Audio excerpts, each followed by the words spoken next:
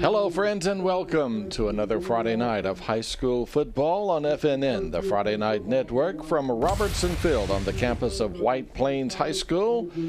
I'm Jeff Ellison alongside Ty Parnell, and can you say wet and dreary? Can you say cold and dreary? It's all taking place here tonight. Surprisingly, Ty, that the weather's kind of kicked in here in the last few minutes. Well, you know, as we drove in, it was dry everywhere but White Plains. The weather, it started raining on us probably 5 miles out, but it cleared up very quickly, and then it came right back. So we're in the middle of a little bit of a downpour right now. It's definitely slacked up, but there's a good bit of rain that's falling tonight. As you can see, it is senior night here at White Plains, the final game of the regular season for both teams, Weaver and White Plains. White Plains comes in having won just 2 games on the year, 2-7 overall, 1-6 in region play, and in that region, that's Class 4A Region 6. And tonight, it's an important game for the Bearcats of head coach Darrell Hamby, as they're 3-6 overall, but still have playoff hopes as they're 3-4 in region play and a win tonight, and that's very possible they'll be playing a week from tonight. Well, they're playing right now with nothing to lose right now. That's your dangerous team when you do that. You'll throw any kind of trick play out there because this is a must-win situation to keep your season alive and a chance to play next week. Tonight for White Plains, this is it. The seniors, this is the last time they will be on this field. The last time they'll put on that white and blue. It's a very special night for these guys. Even though they haven't had a great season, by their standards, it's still a special night for these young men. It really is. Larry Strain in his first year as head coach of White Plains, and of course he served 15 years at Woodland before making the trip over to the Plains this year in his rookie season, I guess you could say, as head football coach here for the Wildcats. And the thing about Weaver is, Ty, the fact that, yes, they've won only 3 games, but it's 3 big ones that they did win. They won region counters, defeating Asheville 48-22, Ohatchee 35-20, and also down to Westbrook 41-28. If you're just going to win a handful of games, that's the ones you want to win. Well, sometimes you just got to win the right 3, and that's what Weaver's done this year. That they've won the right 3 to put themselves in a position to possibly get in the playoffs. They have to win tonight. I said that earlier. It's just a matter of getting it done if they want to play next week. This is game 2 this week on FNN. 24 hours ago, we were at Wilson-Darnell Field up in Glencoe, and that was 2 teams we saw last night, Ty, that they're going to be in the postseason next week, but they may go far as well. Yeah, both of them are going to be in there. They're going to be number 1 seeds, and they're respective regions. Right there you see that not Weaver, but they got the same colors. Heflin really threw the ball pretty well in the first half last night. They pulled their starters in the second half, didn't score a single point, but it was really a hard-fought game, a defensive game. We talked about the high-powered offenses coming in, turned into a defensive struggle with Glencoe coming out on top 17-10. Yeah, 17-10 the final score, and again it was a 10-9 ball game at the break. Cleburne County was on top, and there in the second half, a 1-yard run by Thomas Osment turned the tables, I guess you could say, and there is Osment right there running it in for the touchdown. And Glencoe, for the first time since 1979, finishing the regular season at 10-0, and they'll look ahead to next week, round 1 of the playoffs, and yet to be determined who they will play. We do know Cleburne County will be taking on Westminster Christian next week. Yes, Glencoe, that the region that they're playing across against, I believe it's Region 8 that they will play, was in a 3-way logjam right now. So we'll find out tomorrow morning who they play. For those coaches, I really don't think it matters who they play. They're just they know they've got a good team. If they play their game, they're going to go a long way in the playoffs. Yeah, and again, that was last night as Glencoe finished off a perfect season, regular season, that is, 17-10 over Cleburne County. That was then, and this is now here Friday night. Again, Weaver and White Plains. It's the final week of the regular season. Weaver and White Plains from a wet Robertson Field. This Friday Night Network High School Football Game of the Week Sports Exclusive is presented by Alan Parnell and the Parnell Insurance Agency, your local Allstate agent. By Avery Auto Sales in Oxford, for like new cars at used car prices. By Regional Medical Center, quality counts in Calhoun County.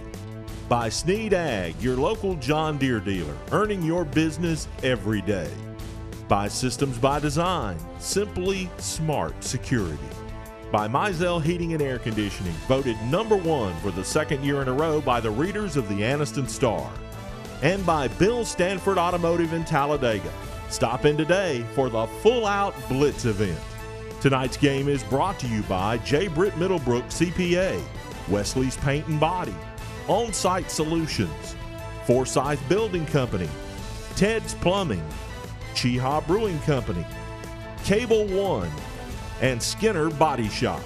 We'll have more of tonight's pregame activities next on FNN, the Friday Night Network.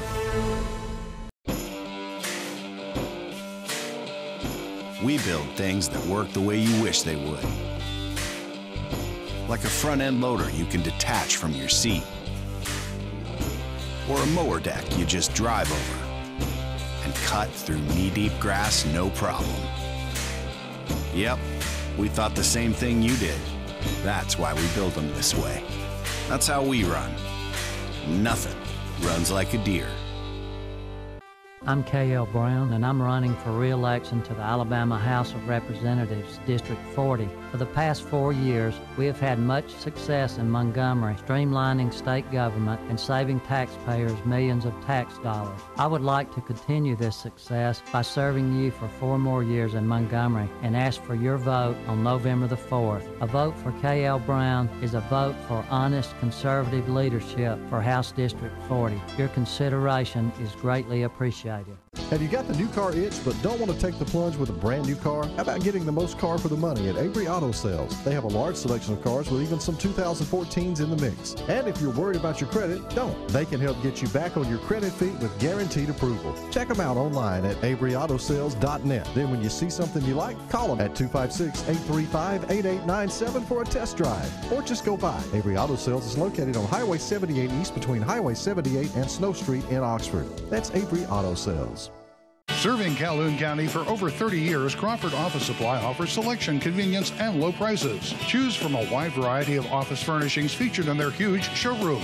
With savings of 50 to 70% off scratch and dent items. You'll find it all from pens and paper to janitorial supplies at Crawford Office Supply, including on-site printing, all backed up by unmatched personal service and free delivery to local business.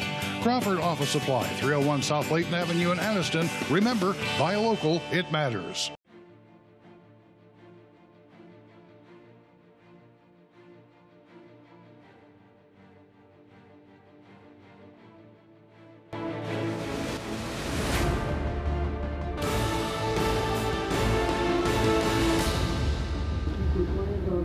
The top of the hour, it will be the kickoff of White Plains and Weaver here this evening from Robertson Field on Senior Night 2014 at WPHS. Next week is when the second season starts for many teams from Class 1A all the way up to 6A.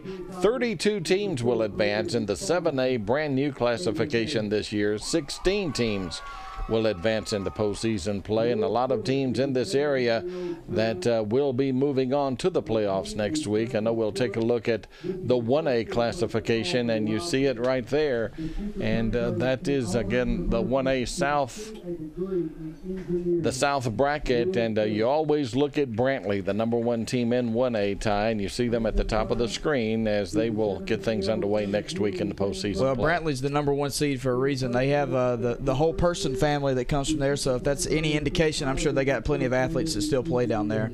Jim Jacobs joins us in the truck, and we will talk about this bracket throughout, from Class 1A all the way through to 7A. And what sticks out to you there, Jim? Well, I'm kind of like you guys. It looks like to me that for the most part, Brantley's obviously at the top of the chart for a reason, and I'm sure later on in the telecast we'll get a chance to maybe look at the AHSA or the Sports Writers Association polls for the final week of the regular season, and Brantley's he's one of those that you're going to see near the top. Most people seem to think that Donahoe is the best team in the North, but the South, by far, according to most folks I've talked to, seems to be the place where the champion may come from. We'll have to wait and see. I'm sure Donahoe's going to have something to say about that. Oh, sure they will. And there you see the North bracket, and Donahoe down there at the bottom of your screen. They'll open up with Decatur Heritage, and really that's a game they expect to win. They'll be playing at home at Lance Field, so you would like their chances there to advance next week. Yeah, I think Donahoe and Ragland are both some teams that are going to make some noise. And, Ty, I don't think you can count out some other teams from that region as well. TC improving as the season ended. And, we said early on when we had them in Donahoe, in week 2 or 3, that TC is a team that always has a bunch of athletes and get them all on the same page. And Coach Meehan gets them doing the things that he likes for them to do, and they could upset some folks. Well, TC, it's just a matter of getting them all to play together. They have plenty of talent on that team, and they always have. They've had talent down there for 35 years. They've always won at every single sport. It's just a matter of getting those guys streamlined and doing all the right things.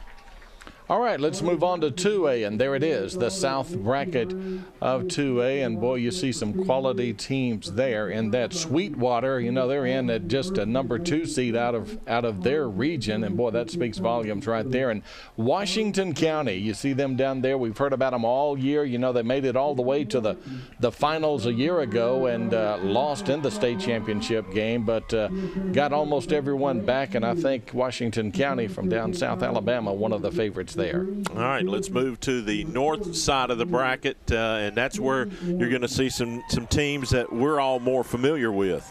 Yes, we are. And, Ty, I know you like that Reeltown team. Yeah, Reeltown, they beat Childersburg and Dadeville, 2 4A teams that are playoff bound. They didn't just beat the Childersburg team. They shut them out. They beat them 14-0, I believe. And they're a very talented bunch. Their coaching staff has been down there for a long time. They're always competitive, and I don't look for that to change anytime soon here in the playoffs. Well, don't step over Ranburn now there, my friend, because Ranburn went down to Reeltown and beat that quality team that you just talked about. This could be Chad Young's year, Jeff. Yeah, it really could. Ranburn plays Westbrook Christian tonight, I think, and there's playoff implications there for Westbrook, and should they lose, we've got a team we're going to have here tonight in Weaver that could possibly take advantage of that. But yeah, Ranburn and Reeltown, both teams that you better watch out for in 2A on the north side. And let's move on up to 3A South.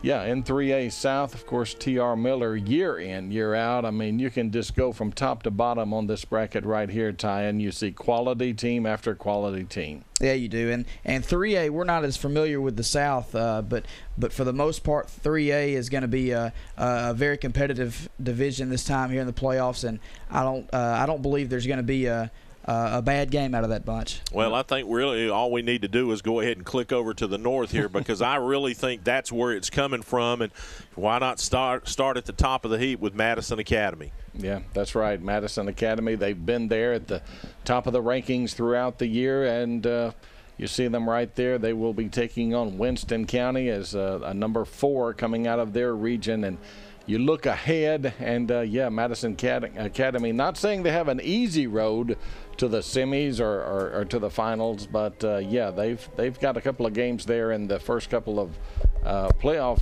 games in their bracket that you would expect them to win. And with Piedmont at Aniana tonight, they have played such quality opponents all year, and we've said all season long how dangerous they are with that speed, and look for Piedmont to make some noise in this as well. I think if both teams win, Piedmont and Madison Academy will face one another in the 3rd round. Is that right? I think that's right, Jim. Yeah, and Piedmont, actually, we're looking at they could meet in the 2nd round, Jim. That's exactly right. Second round. Piedmont went in as a number 2 behind Clinco. So, yeah, that puts them in the same bracket with Madison Academy. And boy, what a game that would be in round 2. No kidding. And, last year Piedmont was a cat's whisker away from sending them home. It just didn't happen in overtime. Moving on to the South bracket in the 4A classification, and there's some team named Munford up there, Jim. You see them?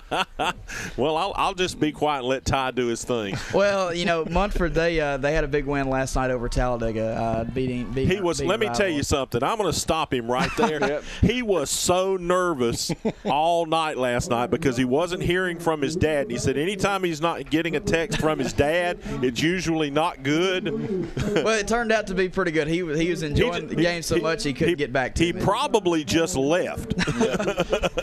Yeah, he said the Talladega College band was almost more entertaining than the game. That it wasn't really even that close. But you said it last night, Jim. The matchup to look for here in the South, Leeds and UMS Wright. I mean, it may be a collision course. Those two powerhouses squaring off in the semifinals. That'd be a huge matchup. Oh, and probably, in all honesty, I mean, not trying to take anything away from the teams from the North, because we'll look at them right here, but you're going to have to be awfully good to beat one of those two. Oh, no doubt about it. We covered Leeds one time this year when they played Piedmont. Piedmont, we talked about the speed that they have. Well, Leeds had even more speed. Leeds had the speed and the size to match up with Piedmont, and they're just so well coached that I don't know if a team from the North, not taking anything from these guys, I don't know if a team from the North could match up with them or UMS Wright. Well, we saw a good team last night in Cleburne County. Obviously, we saw a good team last Friday night in Saxe, and I think both of those will have something to say about what happens up north. But how can you talk 4A, Jeff, and not talk about Deschler? No, of course not. No, Deschler, you talk about tradition up there in the Tuscumbia Muscle Shoals area, and you've got to speak of Deschler, and don't be surprised if they advance deep into the playoffs. And Jim, you talked about Saxe and Devin Harris, a quarterback, and that's a team also you better not overlook in the North bracket of 4A. And I think Saxe probably got a wake-up call over at Heflin a couple of weeks ago. Yeah. They certainly looked like it last Friday night to me. Yeah, I agree. But the 4A class, and if I can, let's go back to Munford. They're a number 4 playing a number 1 in St. James, and I know Ty's going to love to hear me say this, but 3 years ago Lincoln traveled to St. James, and Lincoln was a number 4, St. James was a number 1, and Lincoln defeated them down there in Montgomery. So we're going to see some 4s beat 1 somewhere along the way. But the strength of regions come to play in the play, or you see that come out in the playoffs. You'll see several regions, I believe, will come out unscathed. All 4 teams will advance. All right, let's quickly move on to 5A. Okay, we'll move on to 5A, and there you see Greenville and Sylacauga at the top. Calera's had another good year, and just on down the line you can see Demopolis. Now, they lost last night, but it was a game that, really didn't matter. But Eufaula, there at the bottom of the bracket, Eufaula with a lot of tradition. But on the south side, I tell you, Greenville would be, I think, a team to really pay some attention to. And now moving on to the north, there you see the Golden Bears will be at home taking on Boaz. And, of course, Gunnersville. And you saw them a year ago, Ty. They're coming in undefeated. Yeah, Gunnersville, they definitely know how to win in the playoffs. They've had a lot of tradition. They had their playoff run cut short last year, but they had a very talented team. There was no doubt that they had a lot of guys coming back. They were the number 1 in the Alabama Sports Writers poll for about 3 or 4 weeks this season. All right, well, let's talk about Lincoln real quick, Ty, because I want to get your thoughts on what's happened to them the last couple of weeks. I mean, how do you like going into the playoffs having lost the last 2 weeks? Well, they lost 2 weeks ago to Moody, and then last night they lost at Childersburg. So, and that always is a tough thing. It depends on how your team responds, the maturity of your team. Can you guys get refocused and look towards the playoffs and think, well, you know what, that's all in the past. Look forward to the second season, and that is the playoffs. So Lincoln, they have plenty of talent. They've got a great coaching staff over there. It just depends on which Lincoln team plays. If they play their best football, they're a tough team to play. Well, we've got 6A and 7A still to go. Maybe we can squeeze those in before we get to the coin toss here. Yes, we can. Well, let's hope so, Jim. But, yeah. We will take a break, and we will be back, and we'll have more of our pregame activities from Robertson Field, White Plains, and Weaver, top of the hour on FNN. Football season is here, and at Classic Home Furnishings, you can find that Lazy Boy sofa or recliner you've been looking for. Classic Home Furnishings boasts the area's only Lazy Boy Comfort Studio.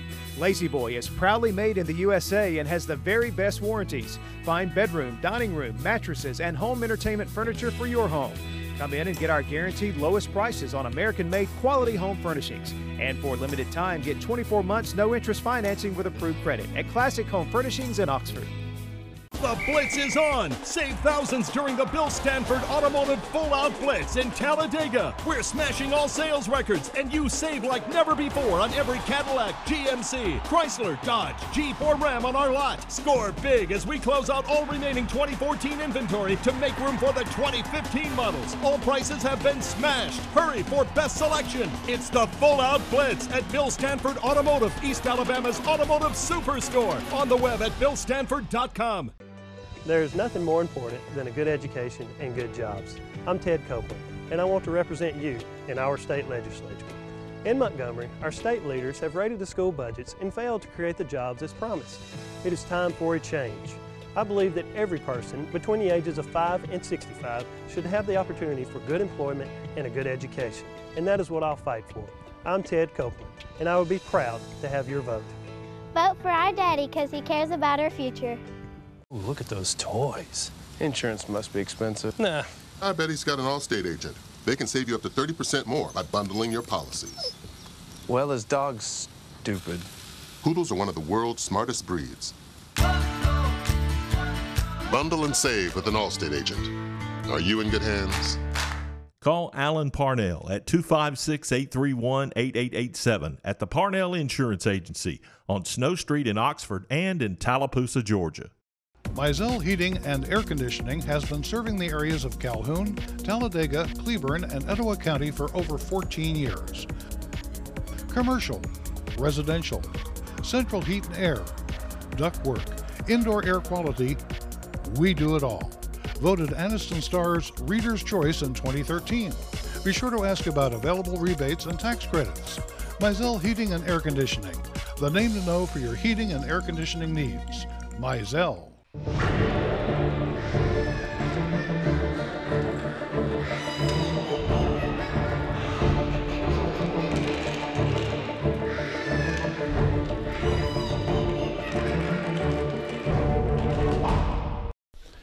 And welcome back to the Friday Night Network's coverage of Weaver and White Plains here this evening. Jeff Ellison alongside Ty Parnell. Final game of the 2014 regular season. Important game, especially for Weaver here this evening, as, of course, they still have playoff hopes, and to move into postseason play, they must defeat White Plains tonight and receive a little help, and we'll find out a little later on this evening as far as whether or not they will get that help. By the way, did you have a good Halloween trick-or-treat day? I haven't gotten a chance to go out. I may make my rounds after this game tonight. I tell you, I've had more Twix bars and 3 Musketeers today. I'm ready for some home cooking, and I think I'm going to cook me a pot of butter beans tomorrow. But, hey, it's for the kids, right? That's right. Exactly right. Let the kids go out and have a good time. We're going to let these kids come out and have a good time tonight. And these White Plains seniors get to finish their career out here at their home stadium.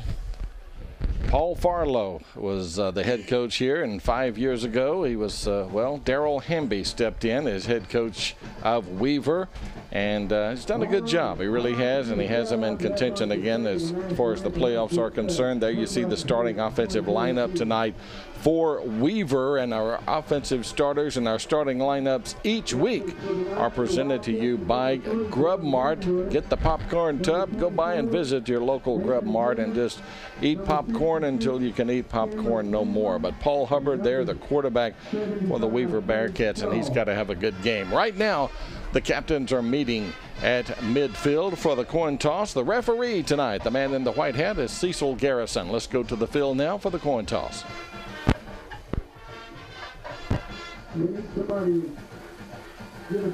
Congratulations on being captains and leaders of your team, okay? Help us with sportsmanship on the field at all times. Weaver, you're the visitors, that's tails, that's heads. You get to make the call. Tell Mr. David what you want to call. Heads. Heads, I drop it, we'll do it again, okay? All right. What does that say? That says heads.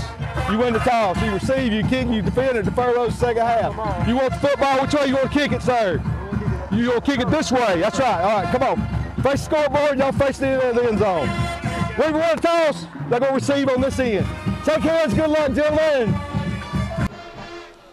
All right, there you have the coin toss. Hey, it landed on heads again, Ty. It did. It's 2 for 2. Had heads last night. But anyway, Weaver elected to take the football, which, you know, a lot of teams defer, but they did not. They said, hey, we want the ball. Well, they're ready to get this offense on the field, and they know what's at stake tonight. Get on the board early and go ahead and punch these White Plains Wildcats in the mouth and drive it down the field. The opening kickoff is coming up. One more break, and we'll be back on the Friday Night Network.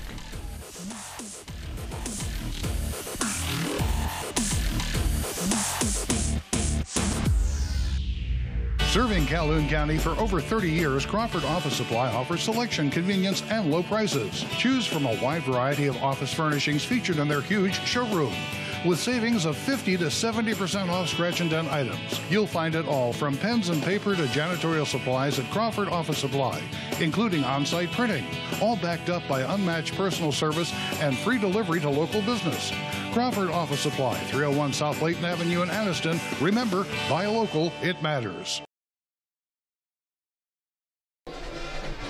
Welcome back to Robertson Field. Jeff Ellison, Ty Parnell. Both teams have made their way onto the playing field. Again, Weaver will be receiving to get this football game underway. And again, Weaver coming out of Class 3A Area 6, while it's White Plains out of 4A Region 6 doing battle here this evening. And this is the 14th meeting between these two schools. Weaver leads overall 9-4 in victories. A year ago they played, and White Plains won that game 20-0. As a matter of fact, White Plains has won 3 of the last 5 meetings between these two schools. The first time they ever met was back in 1974. Weaver won that ball game 22-0. Coaches that night for Weaver, William Bryan was head coach of the Bearcats, and it was Ed Cleveland heading up the White Plains program. All right, here we go. White Plains will tee it up and kick as Weaver is dressed in their road uniforms tonight. You see the black pants with the white jerseys and the red numerals. Blue shirts and white pants for the home team tonight. Senior night for the Wildcats, and we're playing football, and that's a short squib kick right down the middle of the field, and that will give Weaver great field position to start this football game as they fall on it at the 35-yard line. You know, it was almost as if that was a middle onside kick. The ball just went a little too far.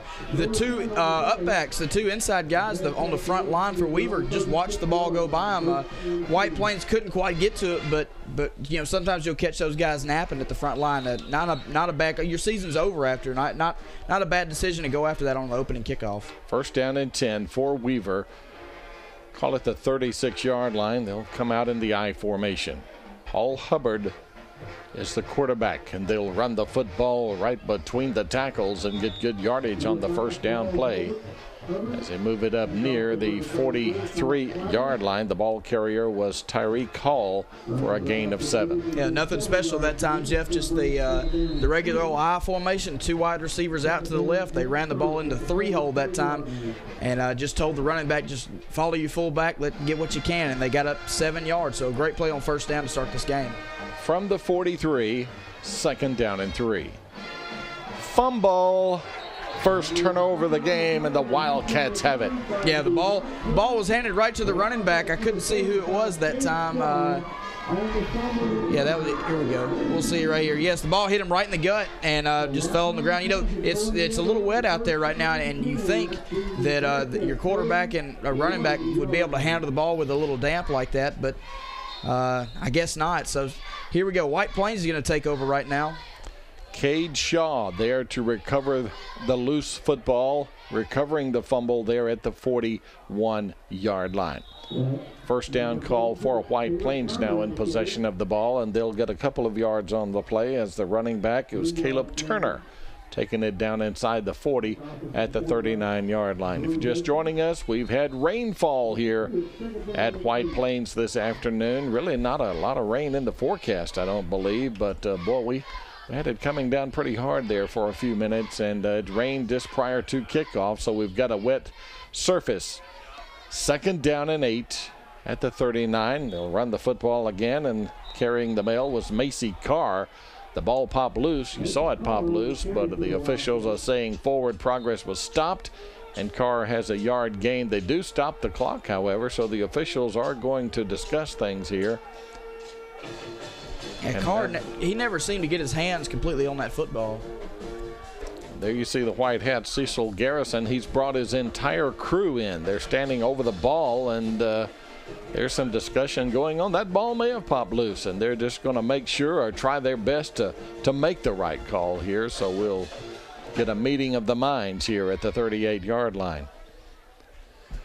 Didn't think it would take this long, but no, we saw the Weaver players trying to politic. And it's that time of year. You're exactly right. Next week. Yeah, coming up Tuesday. Go vote.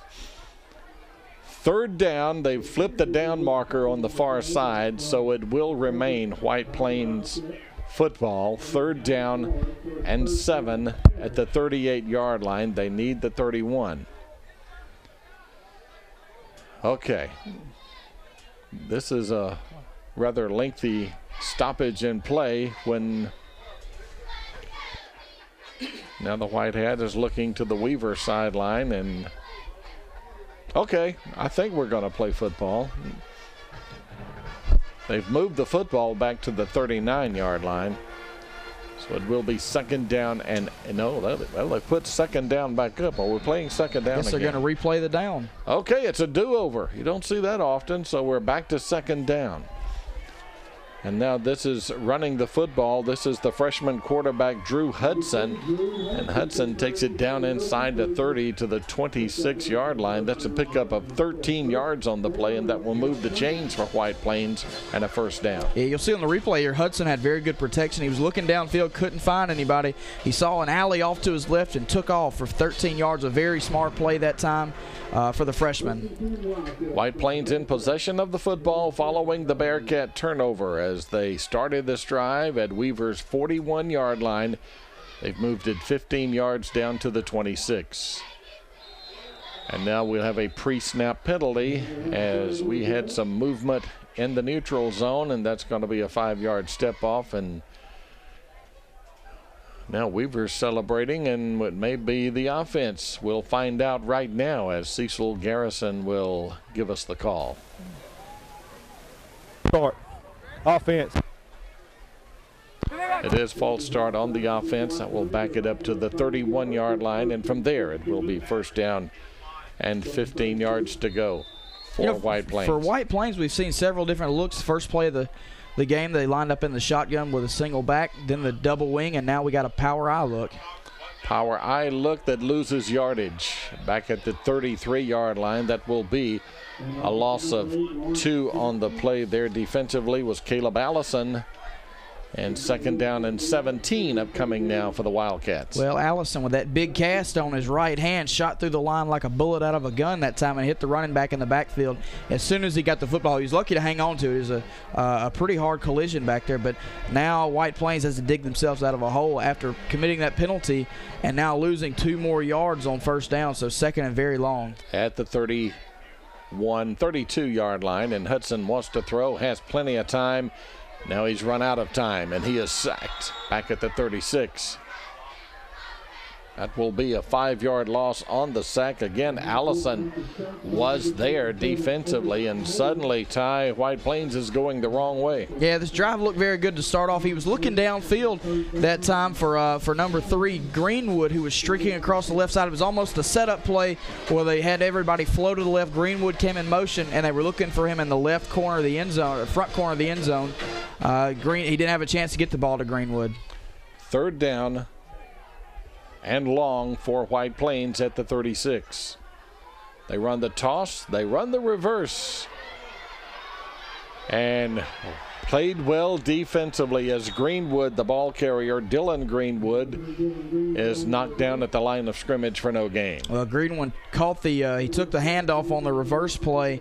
That time, on a reverse, you want your quarterback in the opposite side of your line, the tackle, to get a kick-out block, and you want your quarterback to be the lead blocker. That time, you didn't get a block from either one. Hudson ran downfield. He tried to deliver a block, but it didn't look like the quarterback has operated in too many blocking drills, so he kind of whiffed.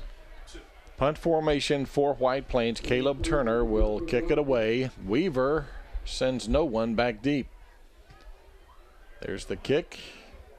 It will scoot into the end zone for the touchback. It will be 1st and 10 for Weaver at their own 20-yard line. First quarter action here from Robertson Field, and our first quarter tonight is presented to you by the Crawford Office Supply. You know, with a punt right there on that situation, you only really gained, you only flipped the field about 10 yards that time. It was an interesting call to be, this is your last game of the season. Go out with a bang. Let's do something wild here. I don't know. So here's Weaver's offense on their second possession of the game. At the 20-yard line, 1st and 10. Weaver 3-6 on the year. Handoff, nowhere to go. Blue jerseys everywhere, and that will be a loss of 2 back to the 18, 2nd down and 12. Well, very good job that time of staying home for the White Plains defense. That on that play that you run a toss, it's kind of an inside reverse. You fake the toss out to the right. You have your wingback coming in motion. You hand the ball to him underneath. That time White Plains was staying home. Number 75, Nelson Shaw, was right there in the perfect position to make that play.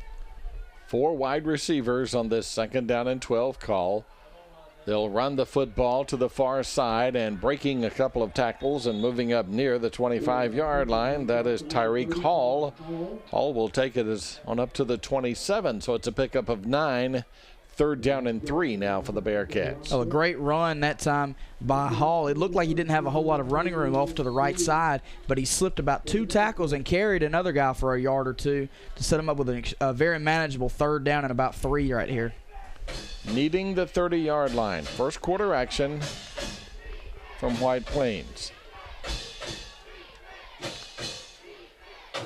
3rd down call. Hall gets the handoff. He's still on his feet, fighting for that 1st down. He'll be close, but he did not get it.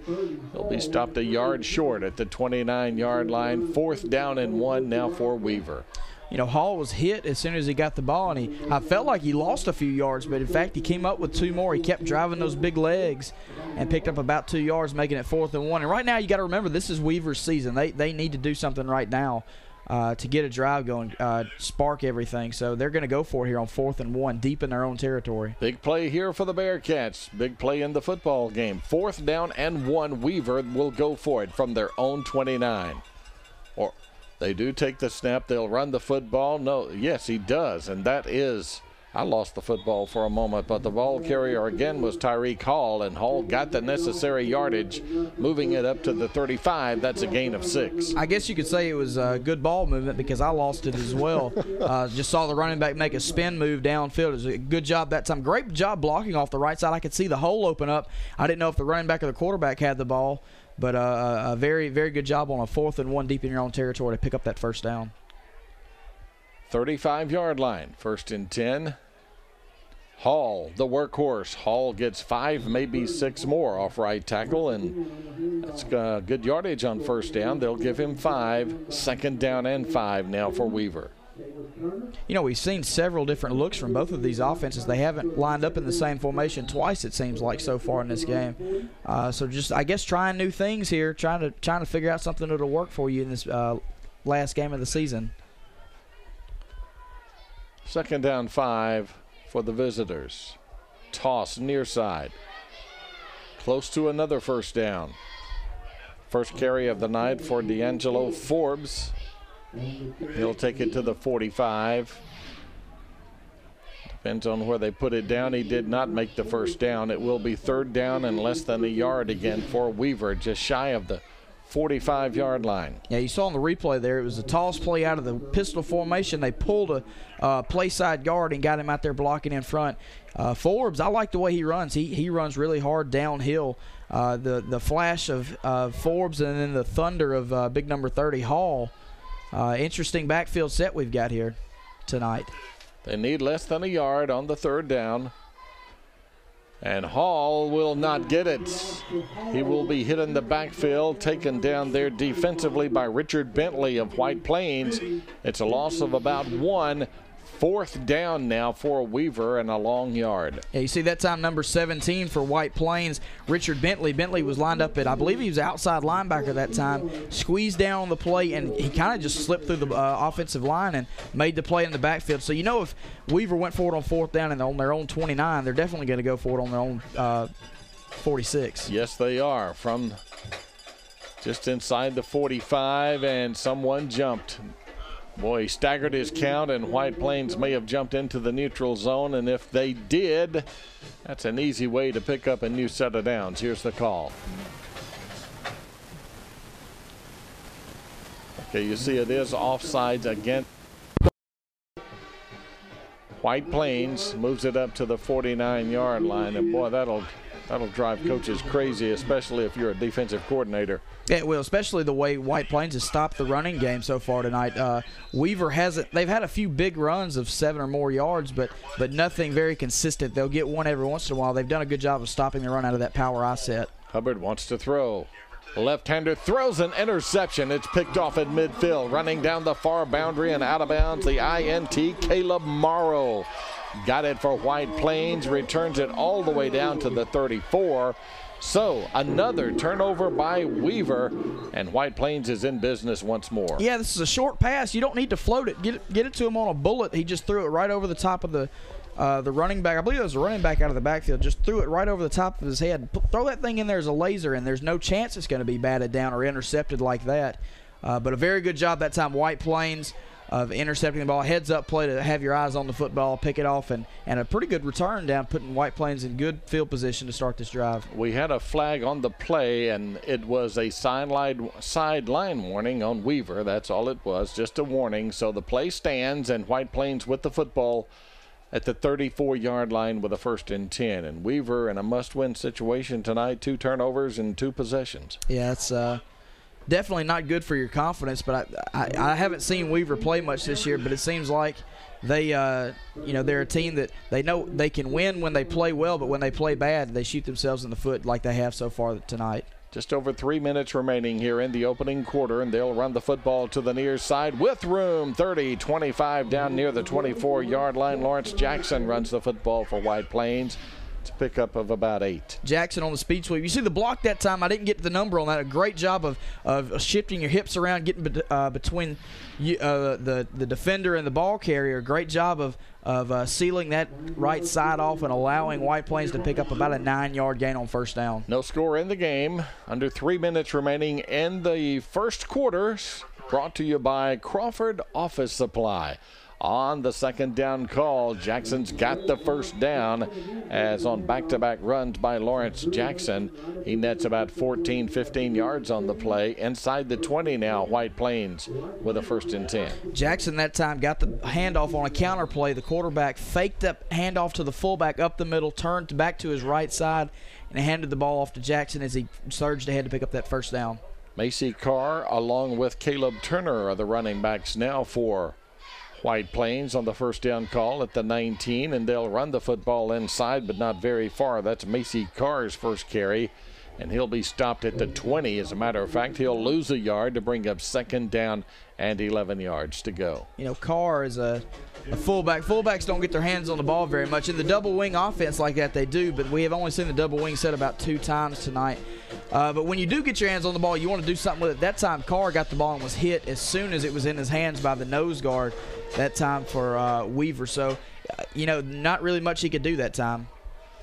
Wide to the left is Nathan Gilbert. Also in the slot over there is Caleb Turner. 2 wideouts to the near side, and the freshman quarterback, Drew Hudson. Quick pass over there is complete to Jackson. Jackson still on his feet inside the 15. He'll move down near the 13-yard line. It will bring up a 3rd down, but we do have penalty markers on the field, so we'll hold it right here. That play may not stand as we see 2 flags down near the 10-yard line. Yeah, number 67, Caleb Allison, came in with a late hit on one of White Plains' offensive linemen. I believe it was number 75, Nelson Shaw. Shaw got hit. The play was pretty much over, and Shaw was hit with a late hit. So we'll get the official call here in a second. Again, the pass to Jackson was complete. And you're right, it is a dead ball foul on Weaver. And that will be added on to the end of the run. It will take it down well inside the 10-yard line. They'll put it down at the 7, 1st and goal for White Plains. Only 2 wins on the year for the Wildcats, 2-7 overall. Their 2 victories over Pleasant Valley and Crossville. And in both games, they put a lot of points on the board. At 47 against Crossville and a 47-27 victory, and over Pleasant Valley 49-28. Pleasant Valley, all they had to do was win last night to make the playoffs, and they were defeated by Gaston High School. 1st and goal at the 7 for White Plains. This is Jackson running the football and maybe back to the line of scrimmage and nothing more. 2nd down now and goal for the Wildcats. Jackson's a quick little running back, but as I talked about with the fullback run earlier, Jackson, as soon as he got his hands on the ball, had nowhere to go off that left side. Weaver's really swarming the football so far right now. They're hurting themselves with penalties and a turnover that put them in a bad situation, but they're playing pretty good defense so far tonight. Final minute of the opening quarter. We are scoreless in this one. Hudson under pressure. Fights off one tackler, but not the second one. He is going down. A quarterback sack out beyond the 15-yard line at the 17. Big play again. You talked about the defense of Weaver, Ty, and boy, they come up with a big sack right there. Yeah, they did. They came. It was a play-action pass, so the linebackers were already up in the gaps. Reading the run, they just went ahead and chased the quarterback from there on. He was looking downfield for Greenwood again. Greenwood got caught in some trash. He ran into one of the safeties. They just ran into each other. Let's see if we can see it on the replay here. Yeah, the outside linebacker, almost could have gotten a face mask that time, but it wasn't called.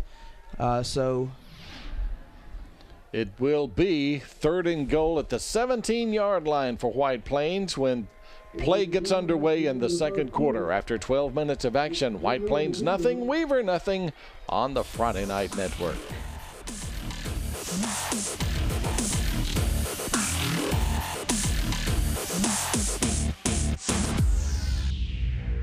Being a doctor, I know the symptoms of a heart attack. To experience them yourself is something completely different. When I woke up with severe pain in my arms and chest, I hesitated. When the pain persisted, I chose RMC. Thanks to RMC's staff and Dr. Yamamura, my bypass surgery was a success. It's comforting to know we have quality doctors right here in Calhoun County. Regional Medical Center, advanced technology, advanced care. Whenever some little bug found its way into Miss Crenshaw's home, well, everyone with an earshot knew it.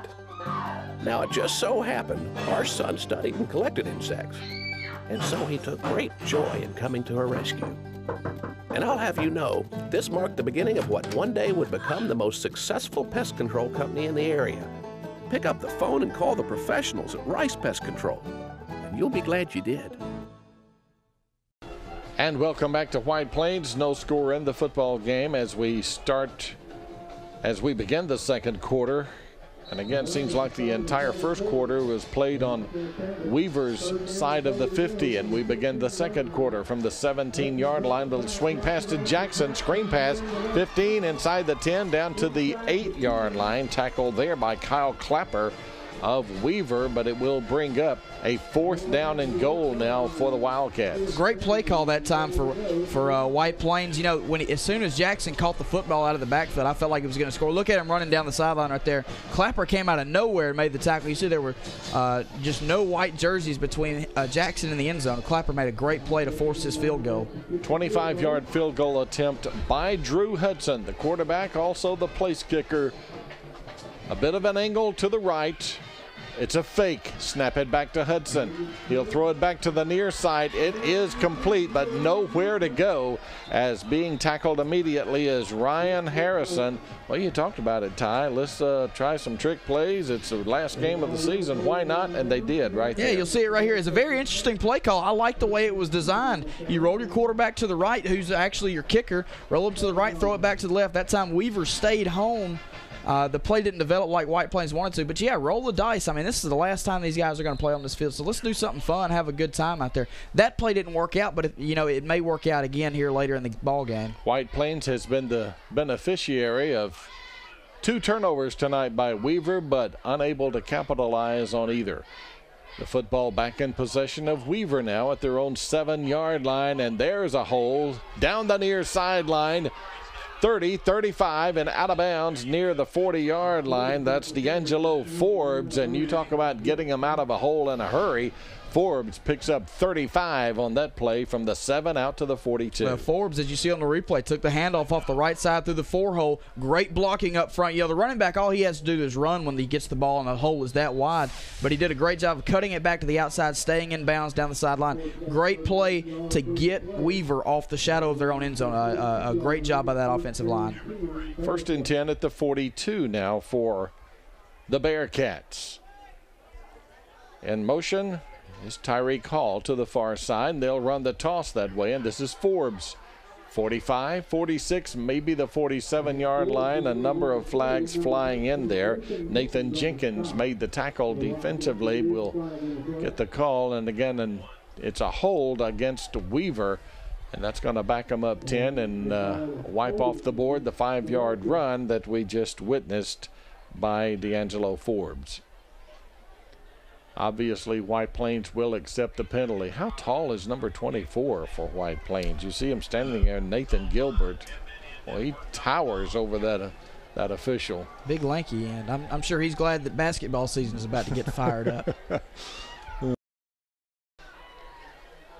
Chris Randall may be making sure he's on the basketball floor next week.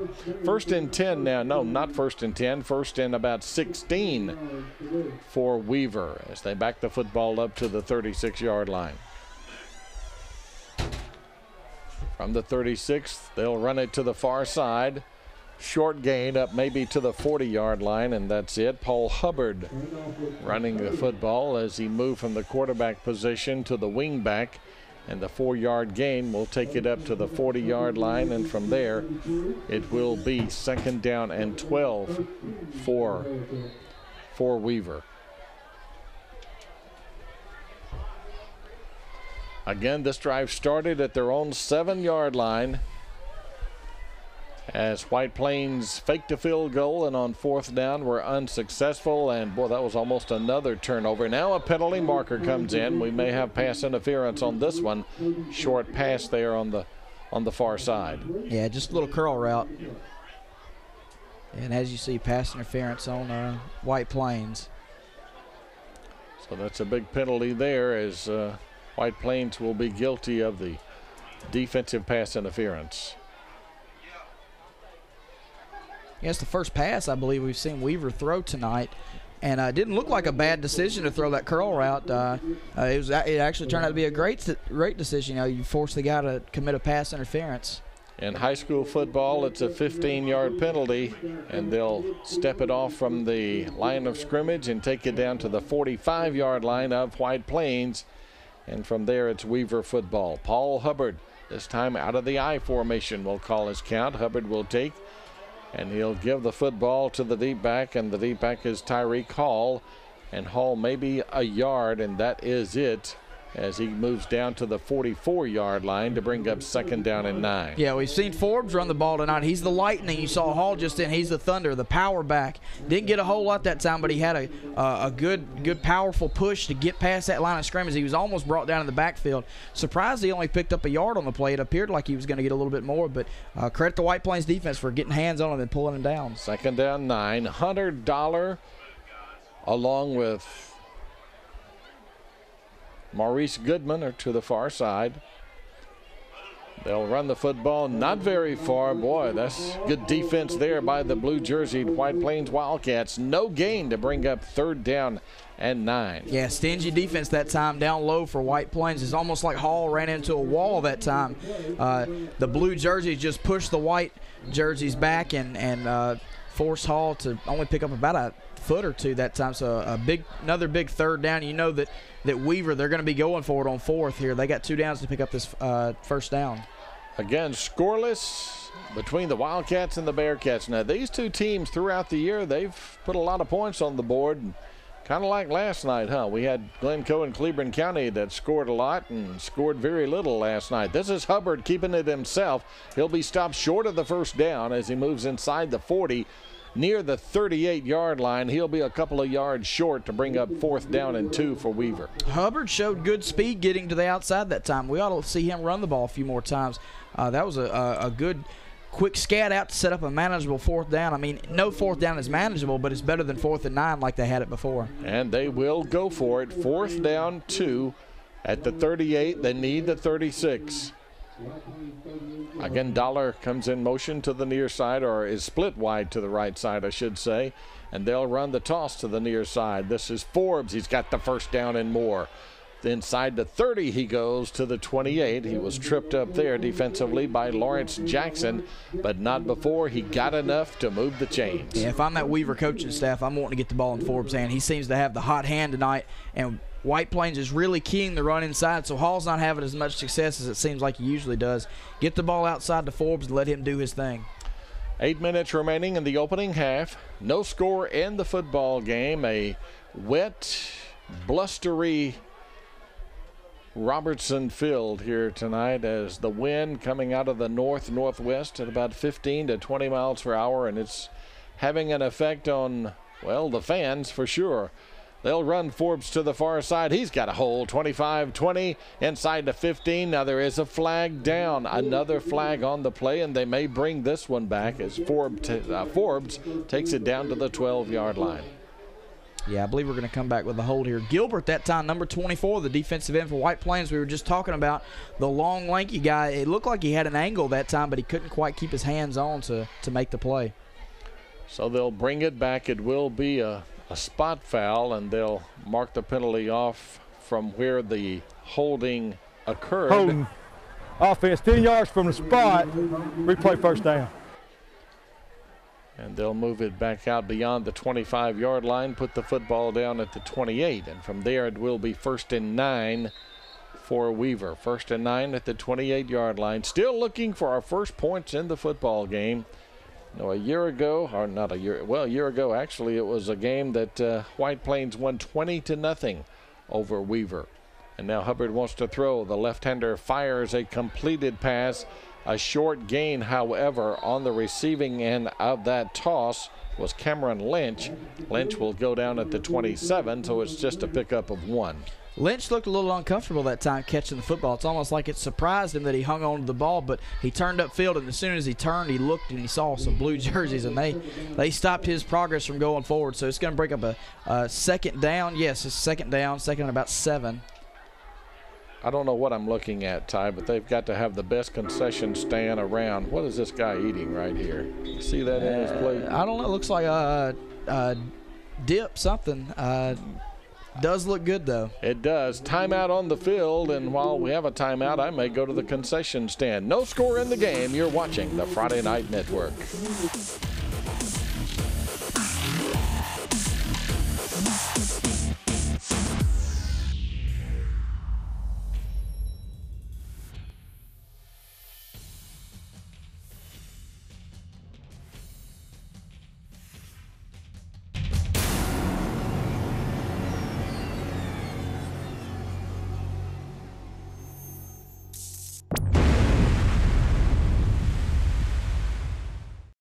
Most security system sensors only work on doors and windows, but with Alarm.com, keeping tabs on everything is simple.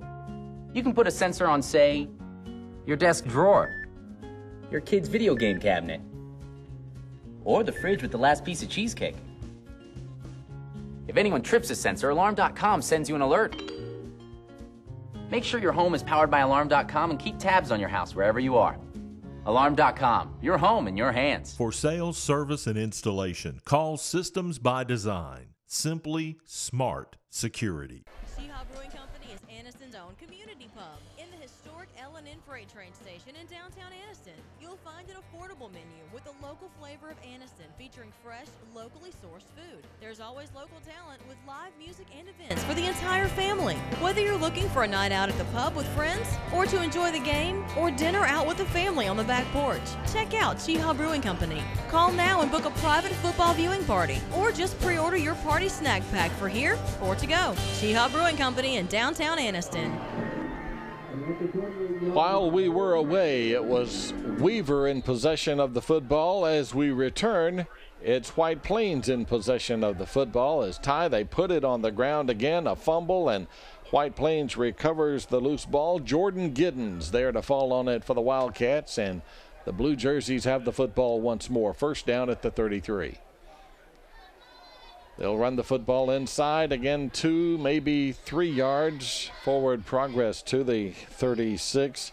Xavier Monroe there to make the tackle for Weaver. Second down and 7 yards to go. I tell you, Jeff, there is some serious stingy defense, opportunistic defense being played tonight. We saw it, the opportunistic defense from White Plains. Just then the ball was on the ground. It was an inside little counter play, the inside reverse that we saw Weaver run earlier. This time it hit him right in the back. They hit the ball right in the back of the center. Second down for White Plains at the 36. They'll run the football again. The ball carrier on the second down play was Macy Carr. Carr gets a couple of yards up to the 38. It will be 3rd down and 5 now for White Plains.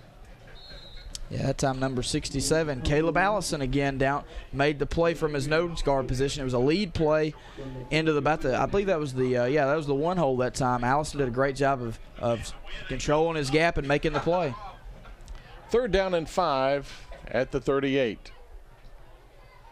They need the 43 for a new set of downs.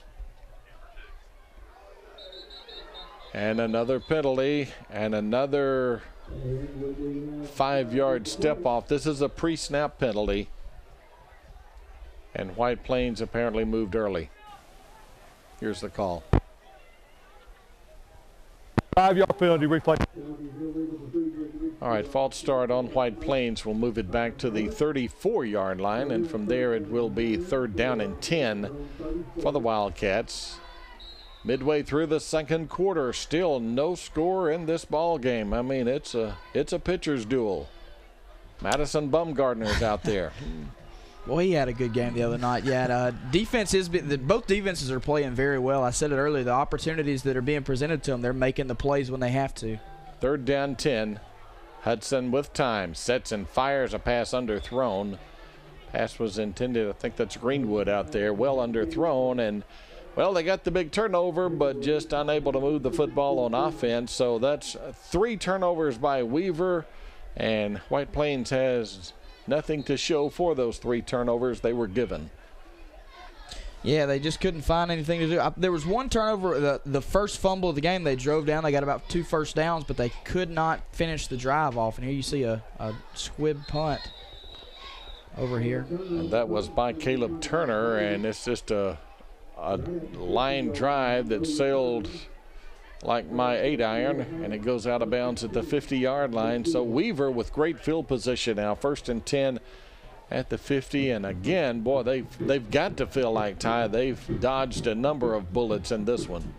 Oh, no doubt about it. Anytime you turn the ball over this many times and you haven't given up a score, I mean, granted, their defense is the only reason they're in the game right now. Their defense has played great against White Plains. They've put them in some bad situations, but they've come out on top every single time. So let's see if the offense can reward that defensive stop with a score right now. Hubbard, far side. Hubbard, nowhere to go. 47-yard line. Boy, they strung that out well defensively. They sure did. That time, Macy Carr, the play just kept on and kept on going to that far side over to the left. Macy Carr came out and made the play in the backfield, brought him back for about a 2 or 3 yard loss. So a great job once again from the White Plains defense. 2nd down 13 at the 47. losing 3 yards on the first down play, back to the 47-yard line. Play clock is under 5, and Weaver better hurry up. Play clock is at 1. They got it off. Screen pass. Forbes dropped the football. Well, Jeff, the opportunity was there. Number 7, D'Angelo Forbes, the lightning in this offense. You see, he catches the ball. He's going to catch the ball out here, and you see all that green grass in front of him. He's going to get at least, 10 or 12 yards for sure, a first down, maybe make a guy miss a touchdown. But here's Weaver once again shooting themselves in the foot, dropping a pass that they need to have.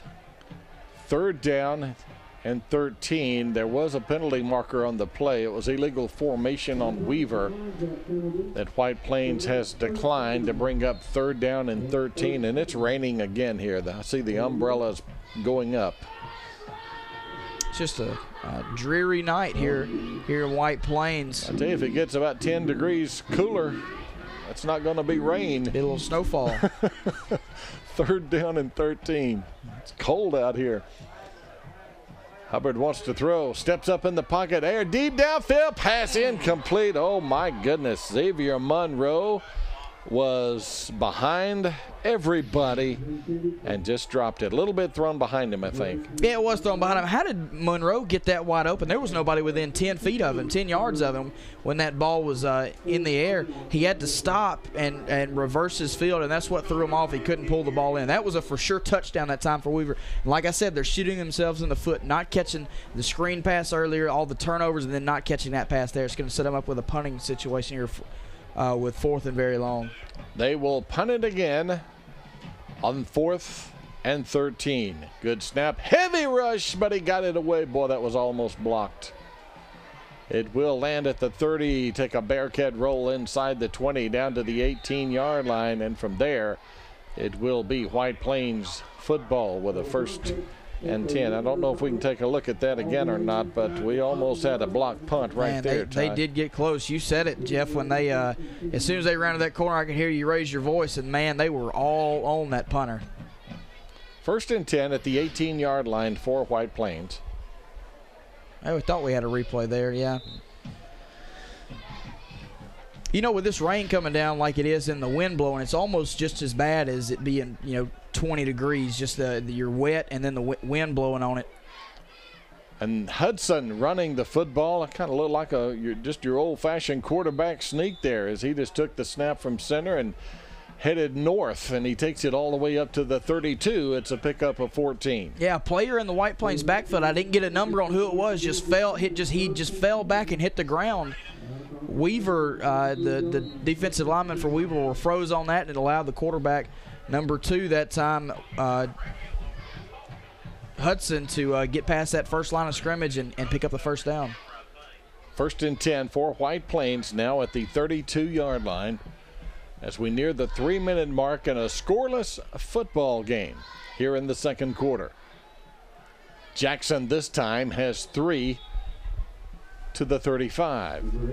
2nd down and 7 there to make the stop for Weaver. That was Shy Wolf there to make the stop from his linebacker position. How about that name? Shy Wolf at linebacker making the play. It was another lead play off the right side. Wolf was there to make the stop for Weaver, so bringing up a 3rd. But, anytime you get 3 or more yards on first down, that's a positive play, putting you in the right situation. Let's see if White Plains can do something with it. 2nd down and 7. They can do something this time as they pick up about 10 yards on the play. Shy Wolf, well, he kind of missed the tackle there. That's a great name for Halloween, too. It sure is, Jeff, yeah. But you see on the replay here, it was a counter play. The running back that time, Jackson, kept the ball up the middle, surged ahead to pick up that first down. So White Plains is driving here right before halftime with 2 minutes, 2 and change left before half. 1st and 10 for the home team. You see that rain coming down on the screen right now. At the 45-yard line. Hudson wants to throw. He does, and it is overthrown. Again, Greenwood was the intended receiver over there on the far boundary. 2nd down and 10 now for the Wildcats. Yeah, Greenwood was trying to get off the line of scrimmage on a fade route to the right side. The ball was lofted up just right. But credit the defensive back. I can't see his number on that side of the field. Did a great job of forcing Greenwood down and not allowing him off the line of scrimmage. I tell you, rain and wind is not a good combination. You can see these umbrellas out here, and the patrons are having trouble holding on to the umbrellas due to the wind. 2nd down and 10 at the 46. Greenwood in motion. Jackson nowhere to go. He tries to reverse his fill, but Weaver says, you're not going to do that. Now a late penalty marker comes in. Another flag comes in. So something has happened after the play that resulted in a 1-yard loss. Yeah, that time on the toss play, yeah.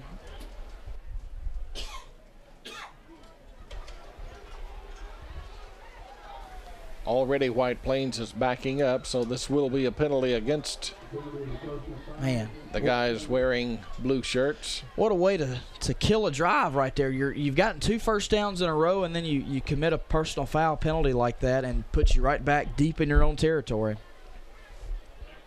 And it's 2nd down and real long now. 2nd and around 26 for White Plains, back at the 29-yard line. Under 2 minutes remaining here in the opening half. I would say the bands will be playing at halftime, but I'm not sure if they will or not in this weather. Play clock is already under 10, and White Plains better hurry up. The play clock is under 5. Hudson calls his count, got the play off at the 1-second mark, and they'll run the football inside, but not very far as Greenwood gets the call. No gain on the play. And we have a timeout taken on the field. This one taken by Weaver. No score in the game. We'll be back on the Friday Night Network.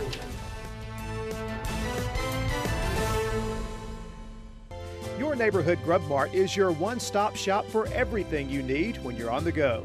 Grub Mart features the best prices on Coke and Pepsi products and is home to the 99-cent bag of ice every day.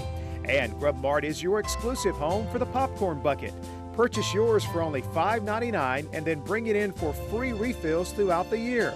That's right, free popcorn for a full year. Your locally owned and operated Grub Mart, in business for over 72 years. Punt formation for White Plains at the 30-yard line. Weaver just using a timeout as they want one more opportunity before the intermission with 1.5 minutes remaining here in the 2nd quarter. Kick is low, line drive that will scoot out of bounds inside the 40-yard line down near the 38, and that is where Weaver will take over the football, 1st and 10. Well, it's not what White Plains wanted to do after forcing that turnover forcing the punt. But right here before half, your defense has to keep playing strong like they have this entire game. And remember that D'Angelo Forbes can score at any minute. So just get that guy down when he gets the ball in his hands, and you'll be fine. But right now with the rain coming down like it is, those guys are getting a little slick out there. 1st down at the 38 for Weaver. Hubbard, pass, caught across the 40 to the 42. It is a short gain, a pickup of only 4. Cameron Lynch there to receive that pass from Hubbard. 2nd down and 6. Yeah, I talked about it on a previous pass. Lynch looked like he was surprised he caught it. He wasn't surprised that time. He showed good hands and a good ability to turn around and get upfield to pick up 5 yards on 1st down. So a very good play to start this drive off with under a minute to go here before halftime. Yeah, 55 seconds and counting. 2nd down, snap back directly to Forbes, and they'll run a reverse pass out of this, and they throw an incomplete pass as that pass was thrown by Maurice Goodman, intended for the quarterback who was not positioned at quarterback. Paul Hubbard, incomplete. 3rd down now for Weaver. No, that time you saw the quarterback. He comes in motion to a wing back. He holds down for a count. You see him at the bottom of your screen rolling. They were looking downfield for a ball, but nobody was there. They checked it down. Number 5, he's used to throwing those balls. Hubbard's not used to catching them. So a third and 6 situation right now for the Weaver Bearcats right here before halftime. And that incompletion does stop the clock. Important to remember. They need the 48 to move the chains. Hall in motion, toss near side. Forbes still on his feet. He'll have the first down, I do believe, as he gets up to the 48-yard line. If he didn't get it, he sure is close. They'll stop the clock and take a look at it. May have to bring on the chains. And that's what they're going to do. They'll bring on the chains and take a look at it as the ball is there at the 48-yard line. You know, we've talked about the weather a lot, Ty. You know, it's really the time of year where, especially here in Alabama this week, we've changed from mild or somewhat warm weather, and all of a sudden here comes this cold wave with rain and wind, and that's tough for players to adjust to. And right, you know, and especially for Weaver, they're looking to get ready to play in the playoffs. That's all playoff weather is about, is just cold and nasty. You know, football in the summer, you work all summer in there, and yes, they did pick up the first down. In the summer, it's hot. It's 100 degrees out here every day with the humidity. And then you get here to the end of the season when it really matters, and you got to adjust to the cold. So it's not a major adjustment. It's just kind of irritating that you got to play in this cold. And the ball even seems heavier. It does, harder. You know, ask those kickers. They don't like kicking it when it's really cold outside. Yeah, I've heard kickers say that. And you kick one in 20-degree weather, it's like trying to kick a cinder block. From the 48, there's a fumble in the backfield. Hubbard finally picks it up, but he's going down back at the 41-yard line. It's just a bit of a mix-up as Hubbard was unable to take the snap back from center, but he does scoop it up, and he'll lose 7 yards on the play. Timeout taken on the field, and we will step aside and take a break as well. You're watching the Friday Night Network.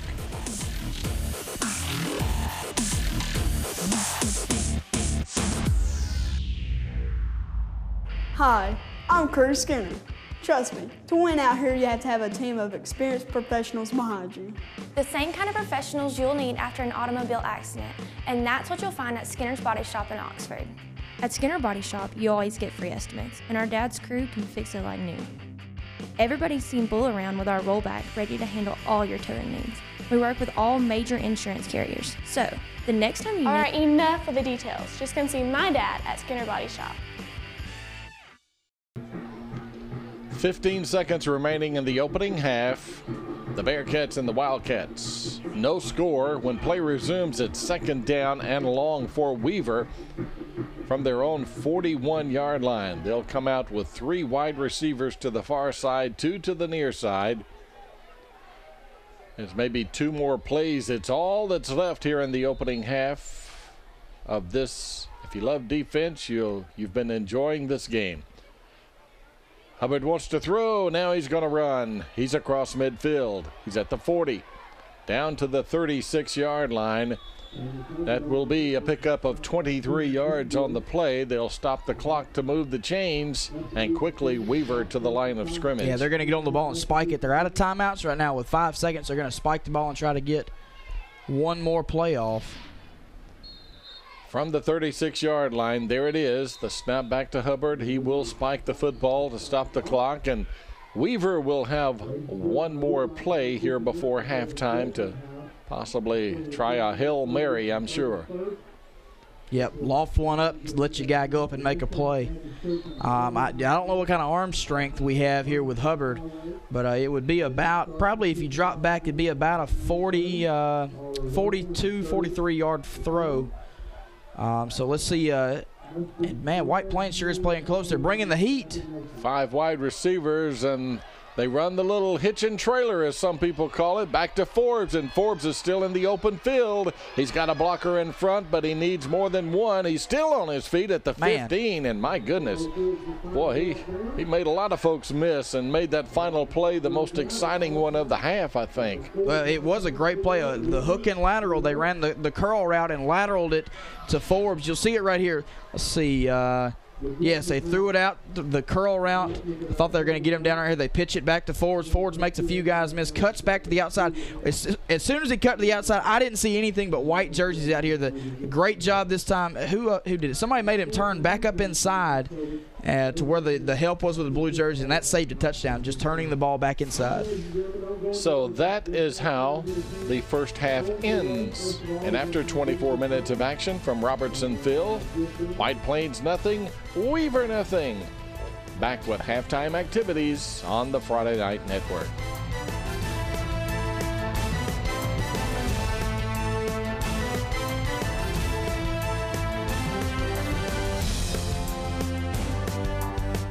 I'm K.L. Brown, and I'm running for re-election to the Alabama House of Representatives, District 40. For the past 4 years, we have had much success in Montgomery, streamlining state government and saving taxpayers millions of tax dollars. I would like to continue this success by serving you for 4 more years in Montgomery and ask for your vote on November the 4th. A vote for K.L. Brown is a vote for honest conservative leadership for House District 40. Your consideration is greatly appreciated.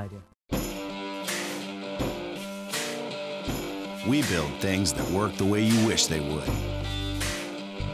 Like a front-end loader you can detach from your seat. Or a mower deck you just drive over. And cut through knee-deep grass no problem. Yep, we thought the same thing you did. That's why we build them this way. That's how we run. Nothing runs like a deer. Forsyth Builders are passionate about what they do. A full-service contracting firm, Forsyth handles a variety of jobs, including industrial, commercial, renovations, and new construction. Forsyth has become a leader in construction management and has constructed or made additions on a number of area businesses like Noble Bank and ABS Business Systems, additions to Anniston's Country Club and FNN Bank. Remember to make Forsyth Building Company your first choice for quality construction. Yes, Mommy's coming over again. Thank you for introducing us. Of course I love him. And he's never late. I'm just so happy. He always seems to know the right thing to do. It's not easy to find someone like that. Yes, I'm going to show him the shower. You're so bad. Oh, gotta go. Bye. For any residential or commercial plumbing needs, call Ted's Plumbing in Anniston, serving Calhoun and surrounding counties since 1985.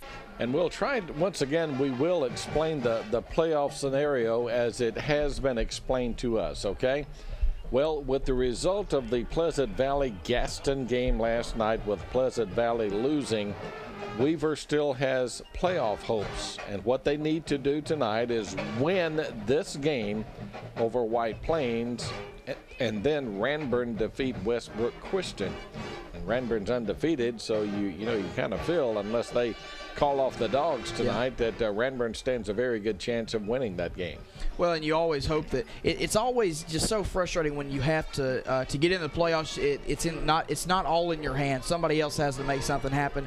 So you can only control what you do. And tonight so far, defensively, they've controlled what they can do with keeping White Plains in check. And offensively, they haven't really had a whole lot going on for them. But when you have to worry about a Gaston outcome or a Ranburne outcome, it really wears on your conscience. In the back of your head, you're thinking the whole time, wonder how those guys are doing. But you can't do that. You have to focus on the game here tonight in White Plains. Yeah, it's a whole lot different when you do not control your own destiny. It makes a world of difference. It really does.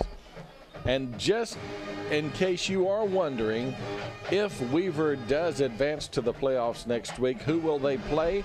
They will play the #1 team in Region 7, and that's Plainview. Plainview High School from up in Rainsville, Alabama, up near Fort Payne. That would be the opponent next week of the Weaver Bearcats. We'll continue with our halftime activities from Robertson Field. You're watching the Friday Night Network.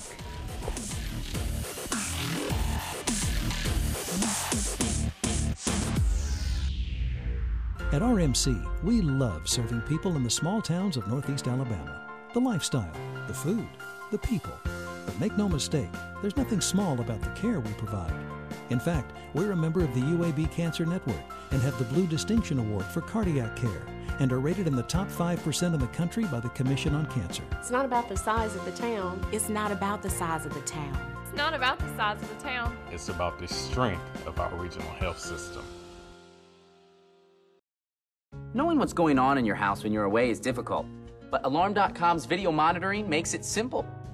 Say you're at work. With live streaming video from your house, you can see that the kids got home okay. Check in on your pets. And look in on your baby. Nice boat. You can even capture and download video to watch later, and get video alerts sent straight to your phone. Make sure your home is powered by Alarm.com and see what's happening from anywhere. Alarm.com, your home in your hands. Call Systems by Design. Simply smart security. The Blitz is on! Save thousands during the Bill Stanford Automotive Full-Out Blitz in Talladega. We're smashing all sales records, and you save like never before on every Cadillac, GMC, Chrysler, Dodge, Jeep, or Ram on our lot. Score big as we close out all remaining 2014 inventory to make room for the 2015 models. All prices have been smashed. Hurry for best selection. It's the Full-Out Blitz at Bill Stanford Automotive, East Alabama's Automotive Superstore. On the web at billstanford.com. I'm K.L. Brown, and I'm running for re-election to the Alabama House of Representatives, District 40. For the past 4 years, we have had much success in Montgomery, streamlining state government and saving taxpayers millions of tax dollars. I would like to continue this success by serving you for 4 more years in Montgomery and ask for your vote on November the 4th. A vote for K.L. Brown is a vote for honest conservative leadership for House District 40. Your consideration is greatly appreciated. Ooh, look at those toys. Insurance must be expensive. Nah. I bet he's got an Allstate agent. They can save you up to 30% more by bundling your policies. Well, his dog's stupid. Poodles are one of the world's smartest breeds. Bundle and save with an Allstate agent. Are you in good hands? Call Alan Parnell at 256-831-8887 at the Parnell Insurance Agency on Snow Street in Oxford and in Tallapoosa, Georgia. And welcome back to Robertson Field. Again, we are scoreless at halftime, Weaver and White Plains. And there you see the White Plains High School Marching Band. So let's go to the field and enjoy the Wildcats' halftime performance.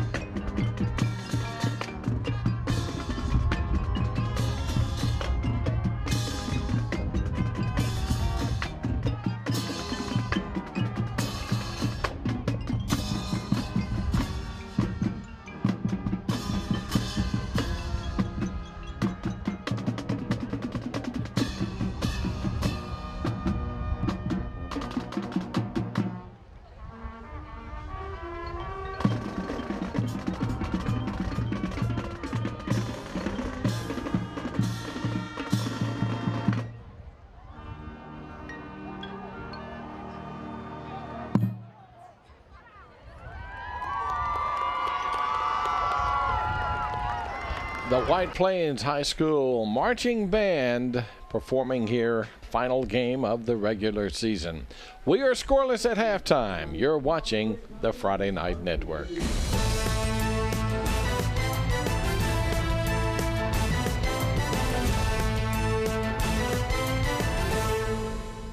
Have you got the new car itch but don't want to take the plunge with a brand new car? How about getting the most car for the money at Avery Auto Sales? They have a large selection of cars with even some 2014s in the mix. And if you're worried about your credit, don't. They can help get you back on your credit feet with guaranteed approval. Check them out online at AveryAutoSales.net. Then when you see something you like, call them at 256-835-8897 for a test drive. Or just go by. Avery Auto Sales is located on Highway 78 East between Highway 78 and Snow Street in Oxford. That's Avery Auto Sales. There's nothing more important than a good education and good jobs. I'm Ted Copeland, and I want to represent you in our state legislature. In Montgomery, our state leaders have raided the school budgets and failed to create the jobs as promised. It is time for a change. I believe that every person between the ages of 5 and 65 should have the opportunity for good employment and a good education, and that is what I'll fight for. I'm Ted Copeland, and I would be proud to have your vote. Vote for our daddy because he cares about our future. Mizell Heating and Air Conditioning has been serving the areas of Calhoun, Talladega, Cleburne, and Etowah County for over 14 years. Commercial, residential, central heat and air, ductwork, indoor air quality, we do it all. Voted Anniston Star's Reader's Choice in 2013. Be sure to ask about available rebates and tax credits. Mizell Heating and Air Conditioning, the name to know for your heating and air conditioning needs. Mizell. Football season is here, and at Classic Home Furnishings, you can find that Lazy Boy sofa or recliner you've been looking for. Classic Home Furnishings boasts the area's only Lazy Boy Comfort Studio. Lazy Boy is proudly made in the USA and has the very best warranties. Find bedroom, dining room, mattresses, and home entertainment furniture for your home. Come in and get our guaranteed lowest prices on American-made quality home furnishings. And for a limited time, get 24 months no-interest financing with approved credit at Classic Home Furnishings in Oxford.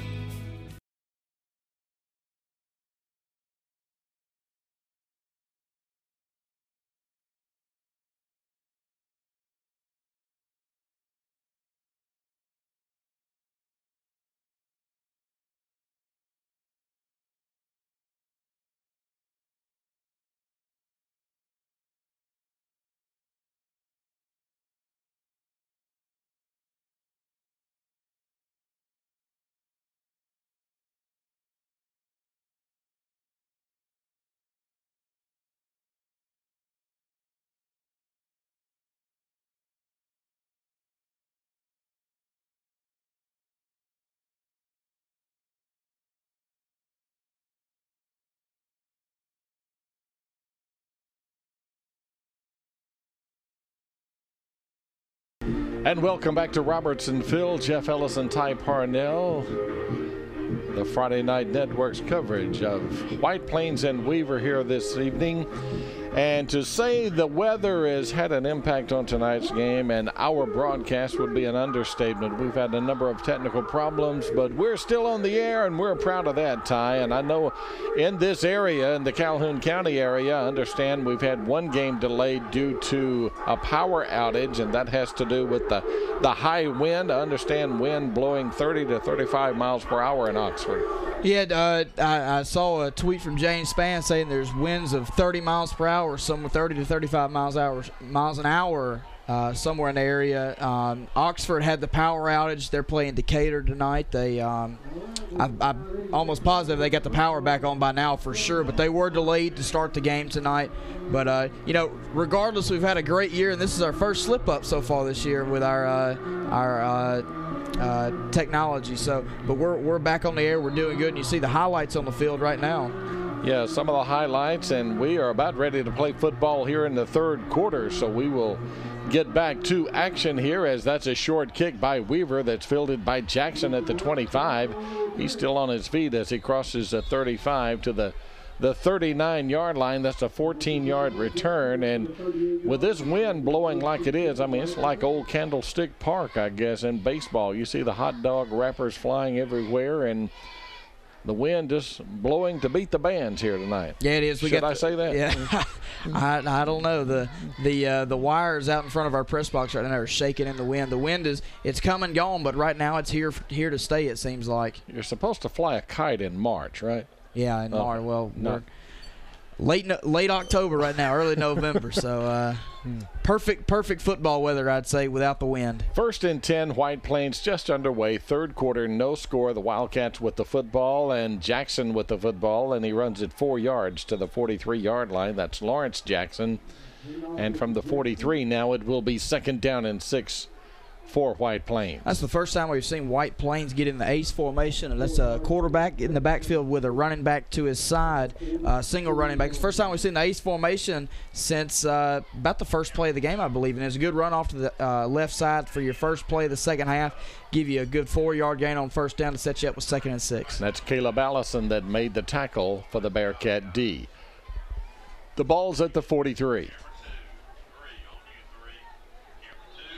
And a whistle and a penalty marker is down, and we had a good angle that time, didn't we, Ty? And looks as though Weaver may have jumped into the neutral zone again. Yeah, they sure did. They're trying to guess the snap count. Well, they are, and you know, they're lucky that they did jump off sides that time, because the quarterback for White Plains that time, Hudson, was about to take off, and he might still be running for all we know had they not blown that play dead.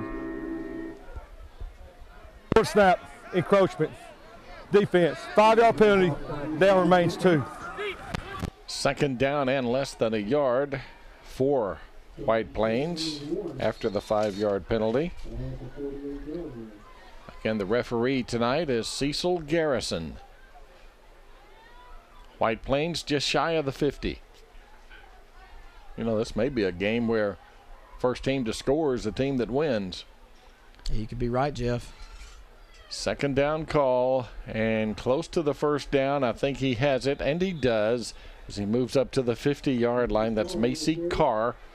And Carr got about 1.5 yards, and that will be enough to give White Plains a new series of downs. A tough running inside that time. Those 3 defensive linemen for Weaver, the front 7 for them as a whole, are very tough against the run. We haven't seen White Plains find a whole lot of running room. They've gotten no more than 7 or 8 yards on a single play so far tonight, and that's a credit to the big boys up front for not allowing those offensive linemen to get back on the linebackers and allowing those guys to make plays. Drew Hudson is the quarterback for White Plains. If you're just joining us, he's only a 9th grader. You saw a 9th grade mistake right there. From the 50-yard line, and again, another flag, and this is a pre-snap penalty prior to the snap. We've got more movement into the neutral zone.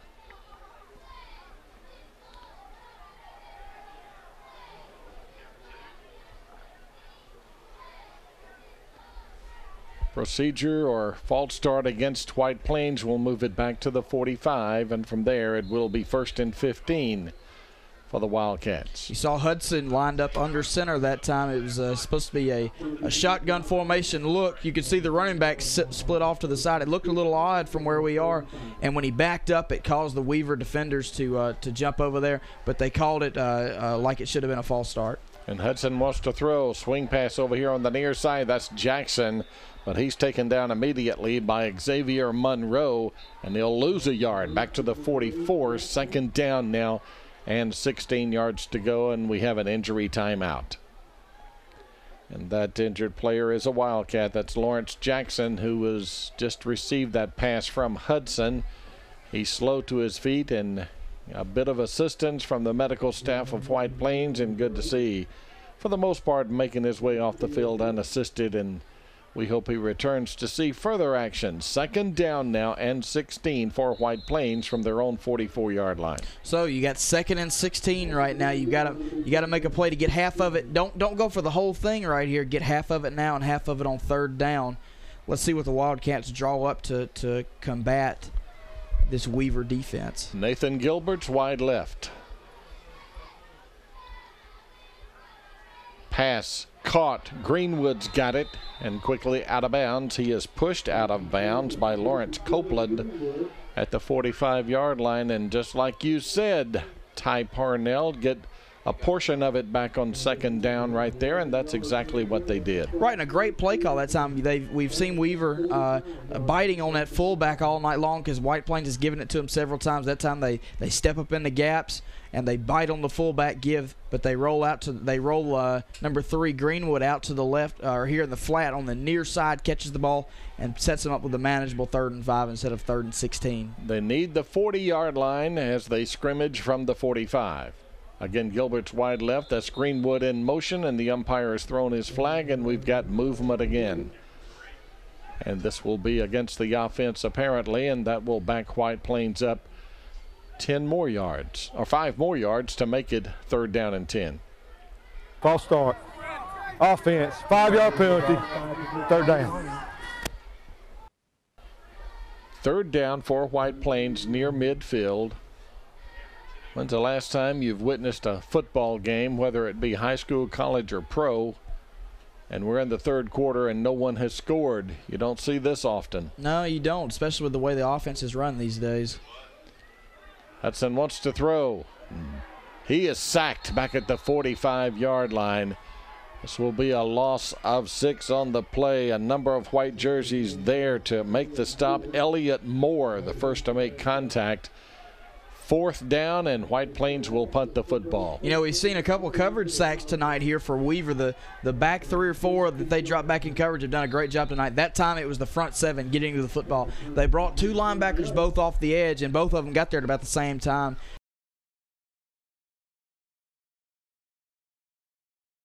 End over ends. We'll see what he does here. Good snap, no rush, same thing. This one more off the side of his foot. Big time shank there, and this will be a very short punt.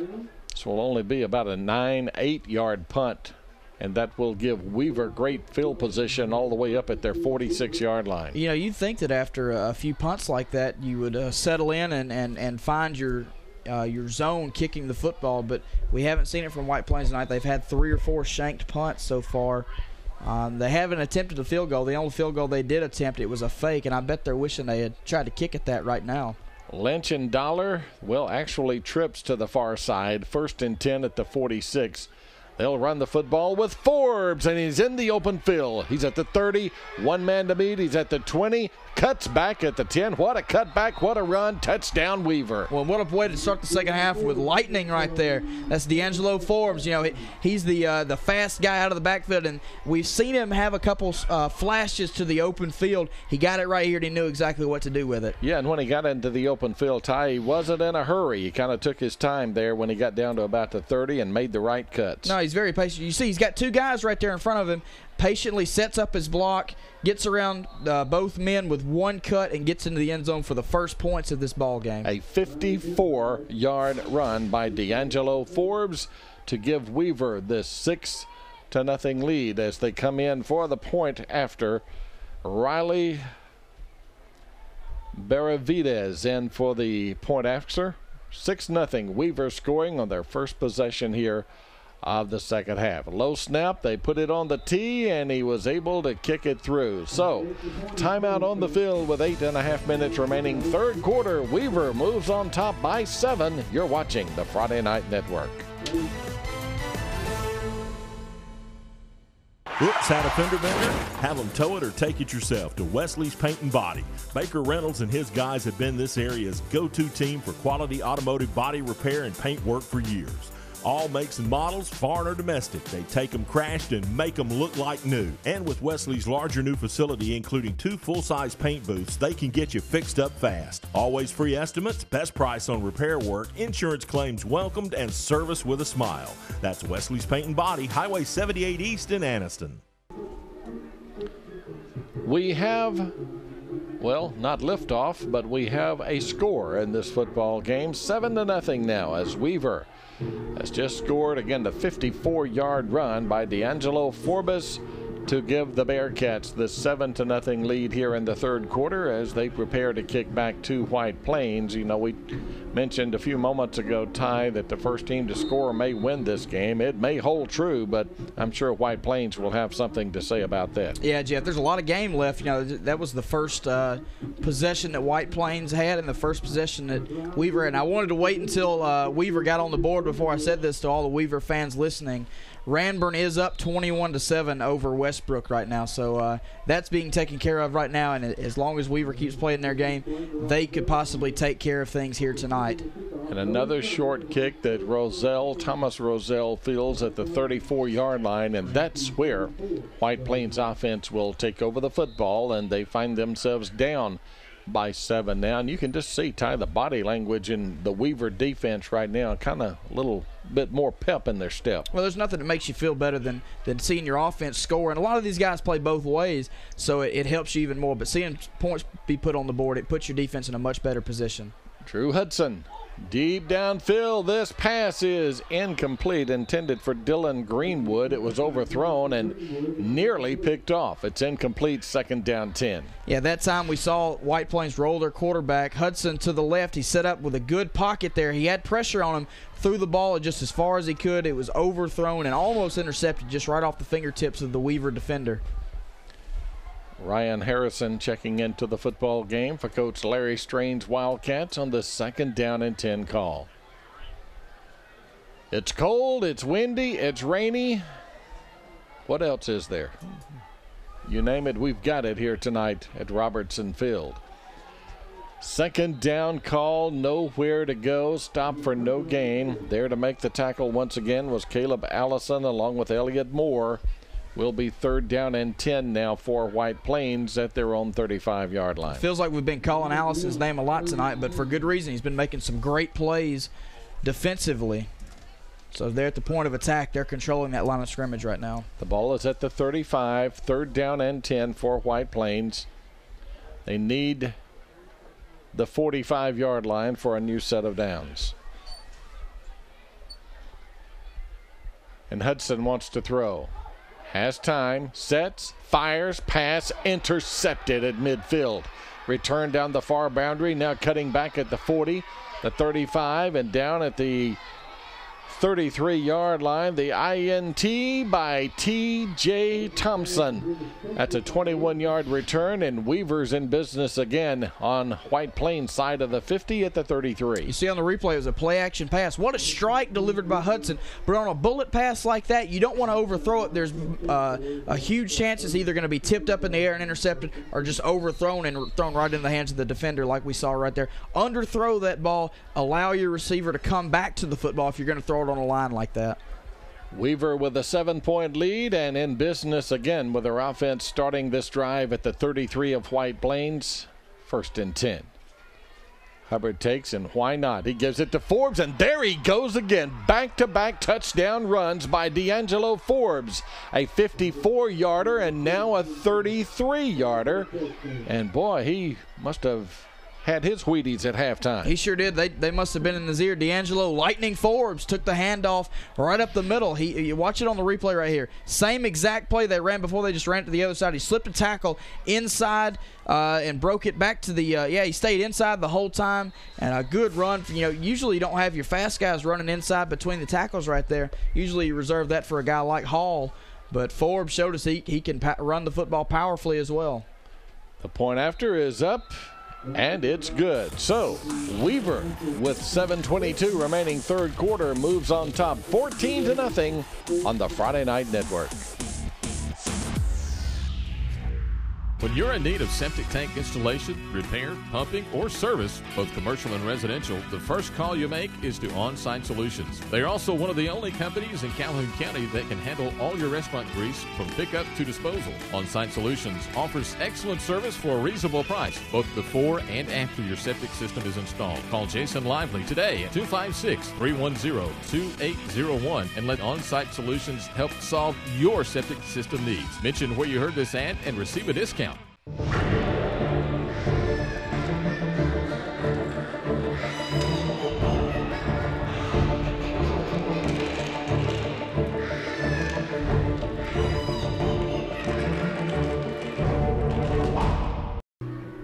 14-0 Weaver on top of White Plains. It was a scoreless game at the half, but here in the first 5.5 minutes of the second half, Weaver has put 2 scores on the board, both long runs by their fine running back D'Angelo Forbes, and the kick to White Plains is fielded at the 27. Short return to the 35 by Ryan Harrison, and from there it will be 1st and 10 for the Wildcats. There to make the tackle on the special teams unit for Weaver was Chandler Campbell. Oh, and you saw that time as Weaver took the field. You were talking about body language last time. They've got even better body language this time. They sprinted onto the field ready to play some defense. And you see that defensive line for Weaver, they're ready to get back there and get after Hudson again. Now that Hudson is definitely in a passing situation, down 2 scores here in the third quarter. They put it down at the 36. First down. Hudson runs it himself 5, 6, 7 yards to the 43, 8 yards to the 44. That's a new wrinkle that we haven't seen yet. Hudson keeping the ball himself on a keeper. He read the defensive end and pulled it himself and had a good run off that left side of 8 yards on first down. Now we have an injury as the officials stop the clock for the injury timeout. That is Macy Carr, who's a bit shaken up. And quickly we'll take a break and we'll be back on FNN.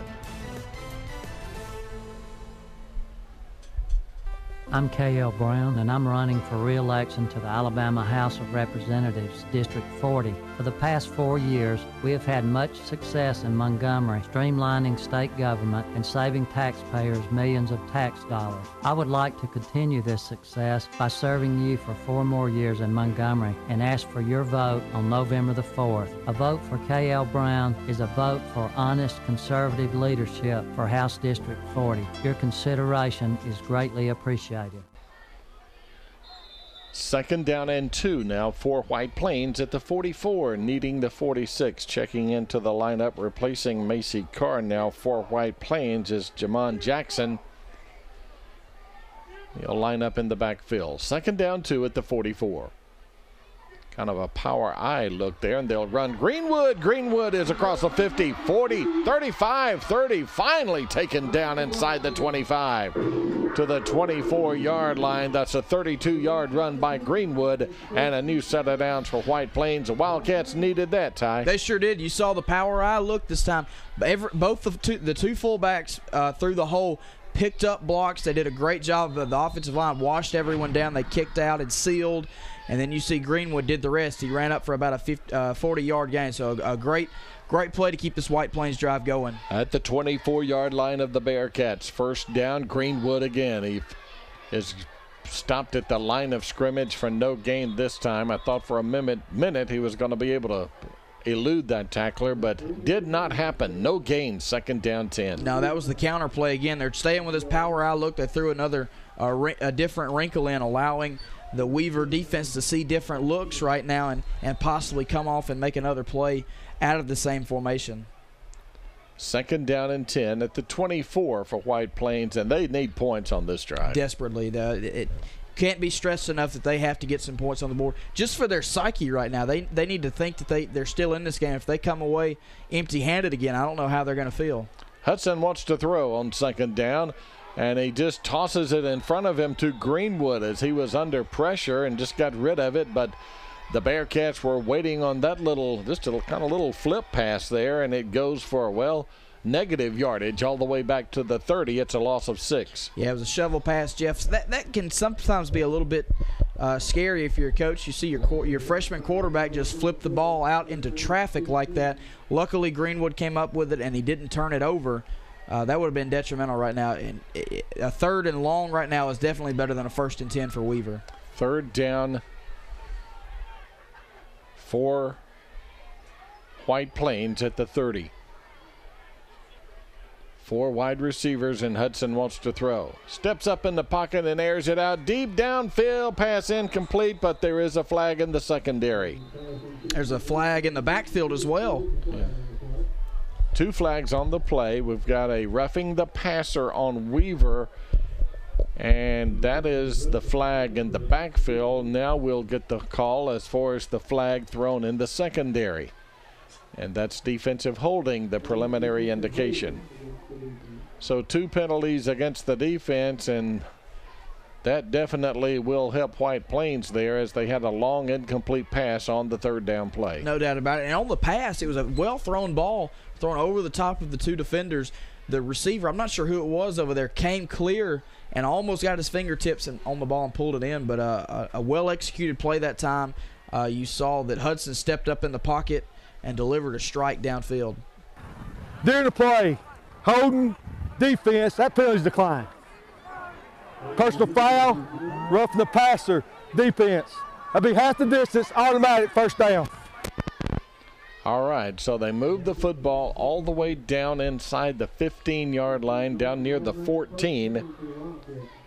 And along with that personal foul is an automatic 1st down, so the Wildcats will have it 1st down, as I said, just inside the 15-yard line. Hey, White Plains, that penalty had to be destiny. You're destined to score on this drive. It's bound to happen.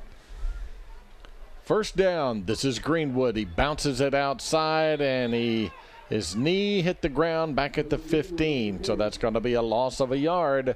2nd down and 11. Well, so much for that play right there. It looked like Greenwood was going to find a little bit of a place to turn up, but instead he bounced it outside, and there was a Bearcat defender waiting on Greenwood out there, and he had to surge it. He had to jump ahead to even get what he got. 2nd down and 11 at the 15-yard line. Again, Weaver leads by 14 with 2 quick scores here in the 3rd quarter. Hudson will run it himself. Short gain, however, maybe to the 13. Just a pickup of 2. 3rd down now. 3rd down and we'll call it 8 from the 13-yard line. Clock continues to wind. We're near the 3-minute mark here in the 3rd quarter. Weaver, as I said, with 2 scores here in the 3rd frame. A scoreless at halftime. We were scoreless, but not anymore. Compliments of D'Angelo Forbes and 2 long runs. Here we go. 3rd down, 8. White Plains needing the 5-yard line. This is Hudson. Hudson will take and give to Greenwood. Greenwood still on his feet inside the 10, the 9, 8, maybe the 7-yard line. He'll be short of the 1st down. It will be 4th down. Here's a big 4th down play right now. Without that run, White Plains doesn't really have much of a chance of picking up this first down with the way their offense has been operating tonight. But now it's very manageable. Like I've said all night, it's no 4th down is manageable, but a 4th and 2 or 3 is much better than a 4th and 9. So here we go. Let's see what White Plains has drawn up, and I look for them. If I was calling the plays, and we haven't seen it in a while, but when they let Hudson keep the ball on that read option earlier, he picked up several yards. Timeout taken by White Plains. We'll be back on the Friday Night Network.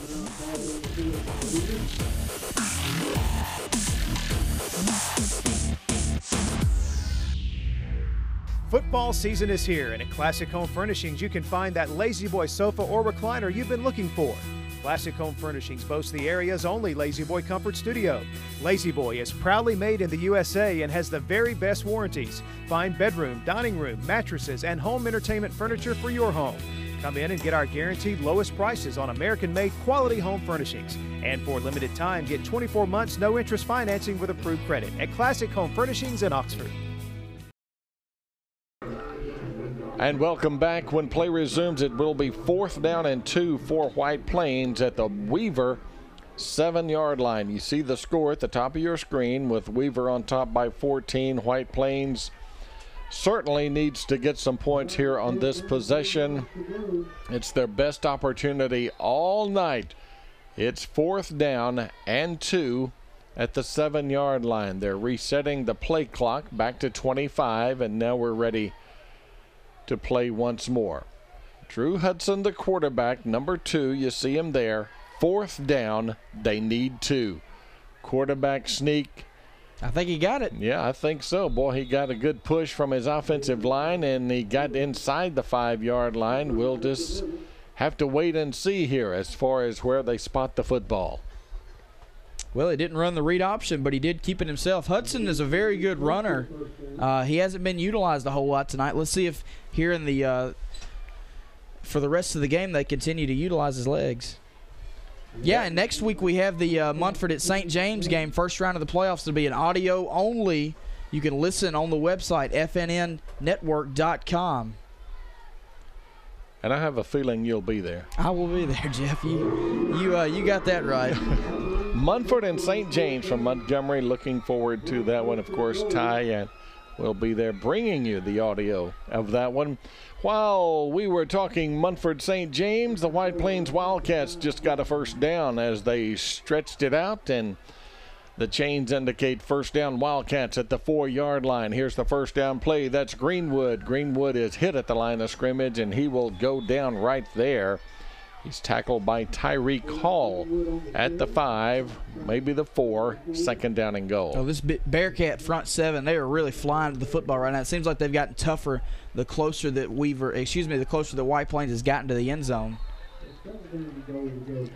And of course, we're close to basketball as well. High school basketball gets underway with White Plains at Oxford. That game coming up in about 3 weeks. And of course, the Wildcats and the Yellow Jackets, and you can see that game as well. Second down and goal. Hudson throws into the end zone, overthrown. The nearest receiver was Ryan Harrison in the back of the end zone. It's now third down and goal for the Wildcats at the 4. Well, you saw the play action pass that time. They had a couple guys stationed around throughout the end zone that they were trying to look to, but Weaver had them all covered up pretty well. The ball that Hudson did throw was overthrown to the back pylon. Had he thrown that a little bit shorter, I felt like that the Weaver defender had jumped too early. He didn't time his jump very well, and White Plains could have come up with their first score of the evening. So 2 more plays for White Plains to score here and possibly cut this lead in half. From the 4.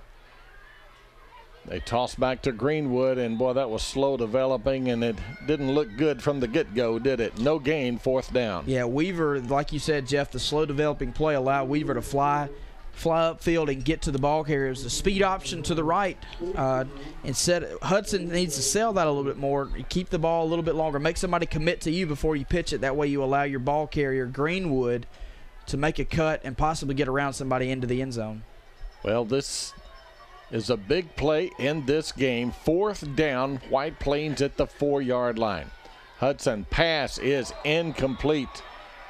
Incomplete, and the ball will go over on downs. So it looks like they just tried a quick slant. I sure did. And I don't disagree with that play calling at all. That was a great play call. They had exactly what they wanted in the formation the coverage that Weaver was giving them as man-to-man coverage across the board. They ran a quick slant, had a guy open, but Weaver made a good play. You'll see right here, drug a guy from the backside. Number 2 that time for Weaver. That's Terry Thompson. Terry did a good job of strafing his arm across the White Plains wide receiver and knocking the ball out.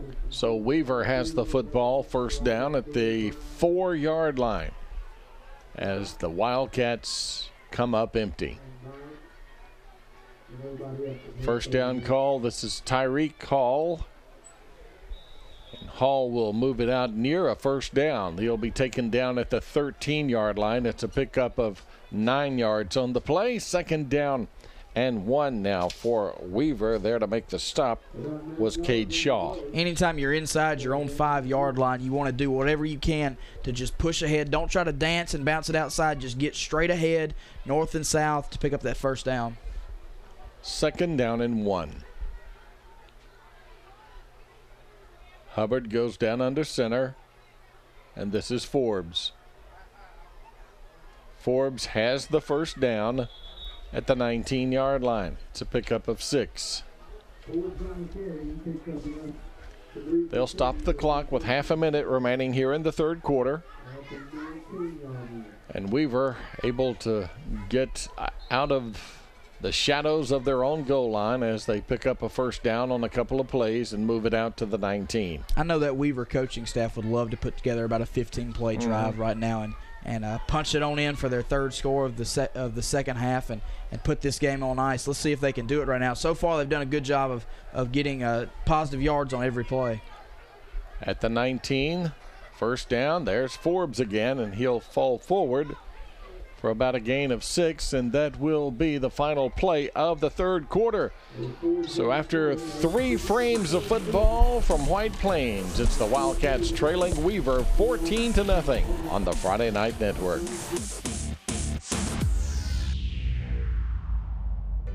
There's nothing more important than a good education and good jobs. I'm Ted Copeland, and I want to represent you in our state legislature. In Montgomery, our state leaders have raided the school budgets and failed to create the jobs as promised. It is time for a change. I believe that every person between the ages of 5 and 65 should have the opportunity for good employment and a good education, and that is what I'll fight for. I'm Ted Copeland, and I would be proud to have your vote. Vote for our daddy because he cares about our future. Being a doctor, I know the symptoms of a heart attack. To experience them yourself is something completely different. When I woke up with severe pain in my arms and chest, I hesitated. When the pain persisted, I chose RMC. Thanks to RMC's staff and Dr. Yamamura, my bypass surgery was a success. It's comforting to know we have quality doctors right here in Calhoun County. Regional Medical Center, advanced technology, advanced care.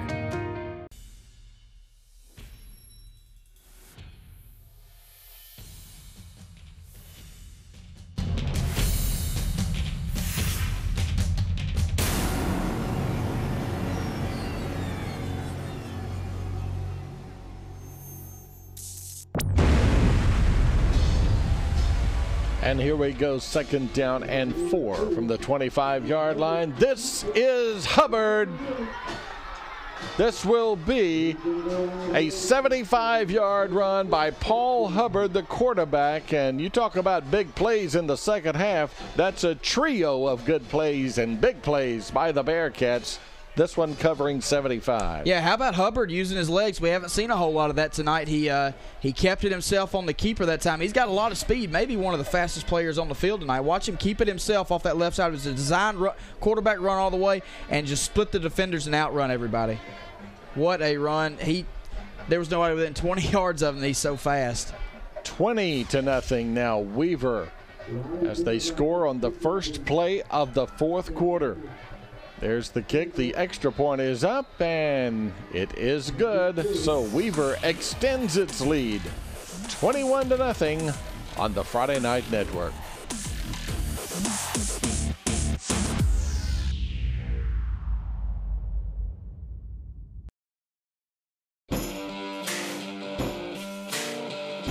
We build things that work the way you wish they would. Like a front-end loader you can detach from your seat. Or a mower deck you just drive over and cut through knee-deep grass no problem. Yep, we thought the same thing you did. That's why we build them this way. That's how we run. Nothing runs like a deer.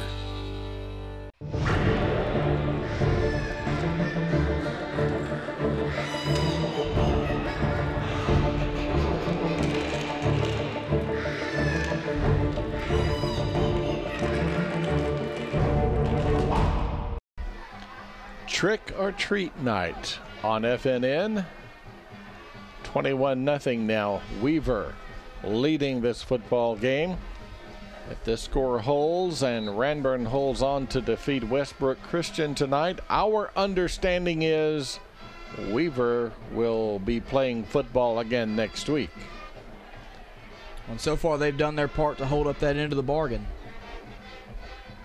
Deepest kick of the night. It's picked up at the 12-yard line. Coming to the near side, picking up a couple of blocks across the 25 up near the 27. That's Ryan Harrison on the return. It's an 18-yard return by Harrison. Make that a 17-yard return. And White Plains offense been held scoreless thus far, and they've got to find a way to get some points on the board in a hurry. Yeah, they sure do. Down 21-0 right here in the fourth quarter. You got to find a way to get on the board. Anything you can do that you haven't tried so far this season, it's time to pull out all the stops and get some points on the board. Crawford Office Supply, one of our sponsors here this evening. The chair I have in my office I got from Crawford Office Supply. First down call. It's incomplete on the pass to the far side to bring up 2nd down. and 10. Well, that was a good play design that time by White Plains. Roll your quarterback to his throwing shoulder to the right side. He found a receiver that was he was covered up pretty well. The ball was delivered a little behind the receiver. The receiver could have made a play possibly, but it was very good coverage that time by Weaver. 2nd down and 10 at the 28-yard line for White Plains. Yeah, hey, if you do need office supplies, you know you need to go to Crawford and just see Mike or Heather Spivey. See them both. Hey, I want to talk to both of them. But, yeah, the chair, I love my office chair. I really do. 2nd down and 10 from the 28. This is Hudson running the football and spinning his way up to the 37. That's an 8-yard gain. And it's 3rd down now and 2 for the Wildcats. To only be a 9th grader, Hudson has really impressed me tonight with the way he runs the football. He hasn't had many opportunities. He had that quarterback sneak to pick up the 4th down and a quarterback keeper on a read option. And then that run right there, he's done very well running the football. He hasn't turned it over yet, so that's always a positive when you're running the ball. 3rd down 2 for the Wildcats. 4th quarter from Robertson Field. Weaver 3-6 on the year. White Plains coming in 2 up and 7 down. Snap back to Hudson. He dropped it. He picked it up. He dropped it again, and I think Weaver may have it, or did he get his hands back on it? Boy, that was, I think the football exchanged hands about 3 times in that pile, and the last one to hold on to it was the freshman Drew Hudson back at the 25-yard line. A big loss on the play, and White Plains will be forced to punt the football. Yeah, he was lucky to get his hands back on that football. It was rolling around everywhere. But luckily for White Plains, they're not going to give the ball back to Weaver with such good field position. They're going to try to punt it away. And let's see if they can get a better kickoff this time. Drew Hudson in punt formation, which is something new. And this is a high spiraling short kick that will go out of bounds at the 47-yard line. So White Plains tried a new punter that time, as Caleb Turner did not handle the punting chores. Instead, it was Hudson. Well, the punt was a little better this time than what we saw the last time. So, yeah, to remember, next Friday, Munford takes on St. James in the first round of the Alabama High School Athletic Association playoffs.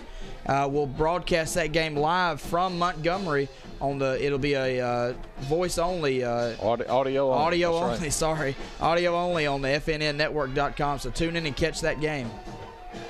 From the 47, 1st and 10 for Weaver, up by 21. Hot dog wrappers blowing on the field. Hubbard running over those hot dog wrappers and gets down to about the 45-yard line for just a pickup of 2. Yeah, the playoffs this year are going to be interesting. They really are, in all classifications. I believe you've got a number of classes where, you know, there could be a half dozen teams that could win it all. Yeah, it's just that's why they play it on the field, though. Yeah. It's not, you know, there's a few classifications where the North and South have pretty much already been decided. You know, you kind of know who the teams are in that. But, you know, you look at 6A right now, that whole division, or the North and the South, for 6A is just up in the air. Nobody knows. Benjamin Russell has a great team. So does Opelika. And those two come out of the same region, so you have no idea how that one's going to turn out. That's Tyreek Hall running the football for 1st down and more. Stays and bounds, and he will go the distance. Touchdown, Weaver. How many big plays have we seen from Weaver here tonight, especially in the second half, as this time they get their 4th touchdown of the second half on this long run by Tyreek Hall. You know, I don't want to say it looks like two completely different teams out there, but Weaver is playing a lot. You know, they wore down White Plains throughout the game, and now some of those runs that were going for 5 yards are going for 30 and 40 yards. So a good run that time by Hall to put another touchdown on the board for the Weaver Bearcats. You'll see the run right here. Hall got it. It was a design run up the middle. He broke it to the outside and then just showed some big-time athletic ability after that stiff arm to pull away from defenders. 4th touchdown of the half by Weaver. The point after is good. The lead increases 28-0 on the Friday Night Network.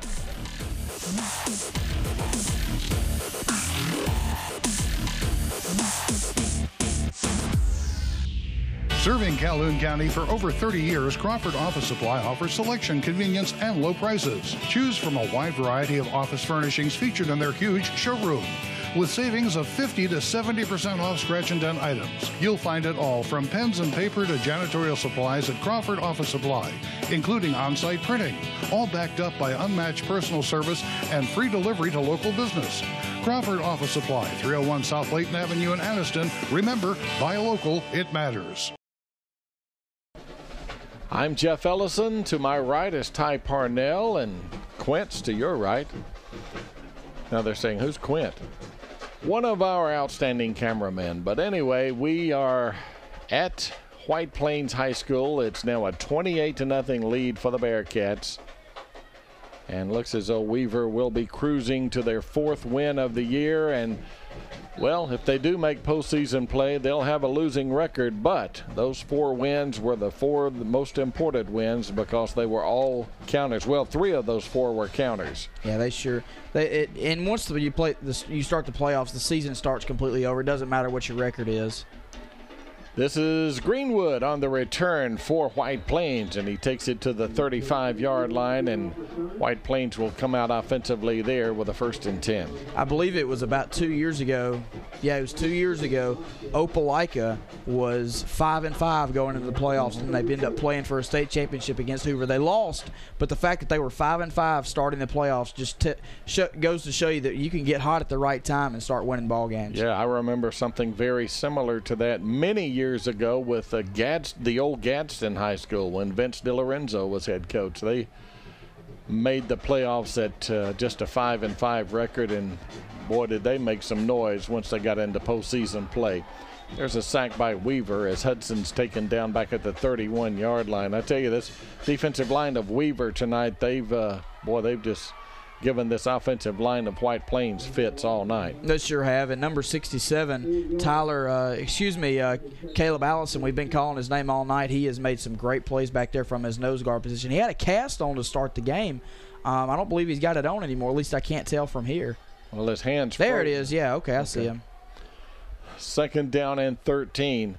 Of course, he may not be able to feel his hands. It's so cold out there, or his feet, or his nose. 2nd down and 13, and this is Hudson. 4 or 5 yards maybe up to the 37-yard line. Lawrence Copeland was there to make the stop defensively. Also getting up from the pile is Forbes. Will be 3rd down and 8.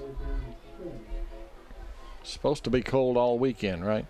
That's what I heard on the weather last night. What's the weather like in Oxford, Mississippi, since you're headed that way as soon as we wrap things up here tonight? I assume pretty similar to here. It's supposed to get down in the 30s tonight, but tomorrow it should be warm up and be great football weather by mid-afternoon. 3rd down 8 at the 37. Hudson will run, but has nowhere to go as he is dropped again at the line of scrimmage for no gain, and there's Shy Wolf again there to make the stop. Shy Wolf with the stop, and here he brings on the punting formation for White Plains here with 7 minutes to go in this ball game. It's been all Weaver here in this second half. You can't say enough about the adjustments they made at halftime. Not really adjustments. They stuck with what they were doing, but they just did a little bit better here in the second half. Hudson gets the kick away. Short kick, lands at the 40 and goes out of bounds at the 38-yard line. It will be Weaver football there, up by 28 with a 1st and 10. Shy Wolf, we've talked about often tonight. Shy is short for Cheyenne. So either way, Mr. Wolf has played himself a fine football game here this evening. 1st down for Weaver as their offense comes on the field from the 38-yard line. Weaver under Coach Darrell Hamby, now in his 5th year heading up the Bearcat program. You know, Weaver, the first year they ever fielded a football team was 1969. And in their inaugural season, they did not win a game. 1st down here, fumble. Ball is on the ground. There's a fight for it down near the 26-yard line, and Weaver got it back. Weaver got it back, but still it's a big loss on the play, and Weaver will be facing a 2nd down and long. Yeah, when that ball first popped out in the air, you'll see right here is a toss play to the left. See the running back, he wasn't really looking. Nobody even hit him. He started fumbling the ball when he tripped. That's dang White Plains, you got to get on that ball. It's rolling around there. That's almost a scoop and score situation. So, opportunistic defense. We've seen Weaver play it all night tonight. White Plains, we haven't seen as much out of them. Excuse me, it's been the exact opposite. They've been opportunistic all night except for that play. 2nd down and 20. Clock continues to run. Weaver looking to get out of here with a big victory over this White Plains team. 3 yards picked up there on 2nd down to bring up a 3rd down and long. Was talking about Weaver and their first season of football in 1969 did not win a game. They were winless. In 1970, they won their first ever game in school history. Trivia question, Ty. Who did they beat? Their first win in the history of the school. White Plains. Well, you got to go way further north than that. 3rd down, I didn't know it until I was told. 3rd down and 17, and this is moving across the 45 up to the 48-yard line. Lawrence Copeland's now into the ball game, and Copeland, I think, has the necessary yardage. Is just on a 3rd and very long. They run a toss, and Copeland moves it out to the 48. He did a great job of getting north and south quickly after he got the ball in his hand and picking up that ever-important 1st down to keep this drive alive and keep that clock running for these Weaver Bearcats. The first win by Weaver in high school football back in 1970. They defeated the Bison of North Sand Mountain. North Sand Mountain, okay. Is From that Higdon, Alabama? So, matter of fact, next week I've got to go by Higdon of all things, to buy some sausage. I'll explain later. 1st and 10 at the 48. They run a reverse, and they lose big yardage on the play as Kyle Clapper is tackled back at the 40-yard line. 2nd down, 18. Yeah, that time Weaver tried to get a little bit tricky and run a reverse. It almost looked like he wanted to look downfield and throw the ball, but instead the White Plains defense was all around him and brought him down for about a 7-yard loss. 6 or 7-yard loss. 2nd down and long. Again, clock continues to wind down here in this game and end the season for White Plains. It looks as though the Wildcats will close out the year at 2-8. 2nd down, toss, far side, Copeland. Copeland gets a yard. Got a new quarterback in the game, by the way. Dalton Hamby is in, replacing Paul Hubbard. And it's 3rd down now and about 16 yards to go for Weaver at their own 41. Well, with the game almost certainly in control for Weaver right now, why not put your backups in and let your young guys get some playing time right now, right before the playoffs start? Because when the playoffs do begin, especially for Weaver being that number 4 seed, their young guys will not probably get to play again until next fall. 3rd down for the Bearcats. Hamby again, quarterback.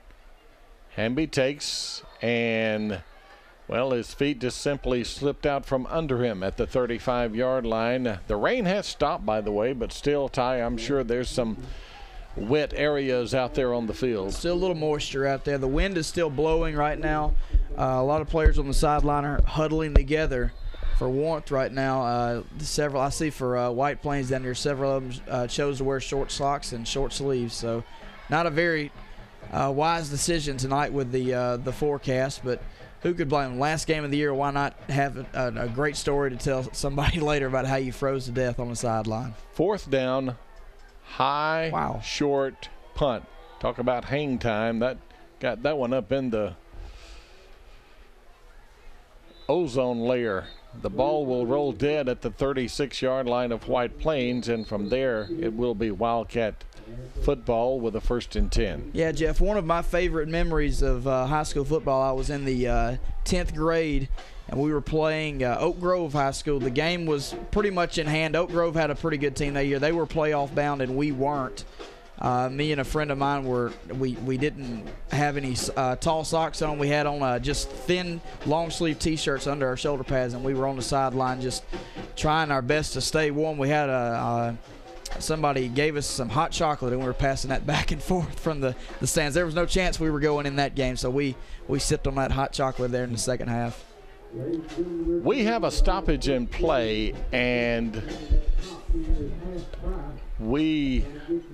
this is an official's timeout, and I'm not exactly clear what has taken place here. We see the officials gathered up. Now the alternate official from the press box is coming down, and he will be now no longer an alternate. He will be apparently replacing. And did we have an injury with an official and I didn't see it? Well, if there is an injury, I don't see. Well, it is. It's with Cecil, apparently, the white hat. I don't know if we can get the shot down here on the sideline, but Cecil Garrison, the lead official, apparently, maybe he pulled a muscle or something. He's walking with a little limp right now. Yeah, he's grabbing that right thigh. So Cecil Garrison, the official, will take the rest of the night off as the trainers and the medical staff of White Plains is taking a look at the lead official. So we have a new referee in the game now in the backfield offensively.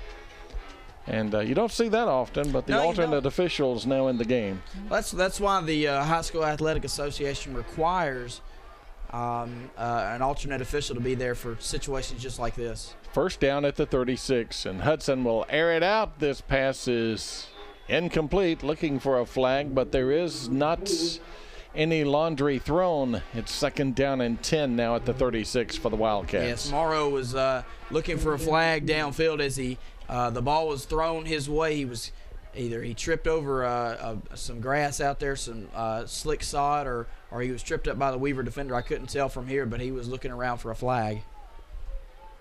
Second down and 10 at the 36.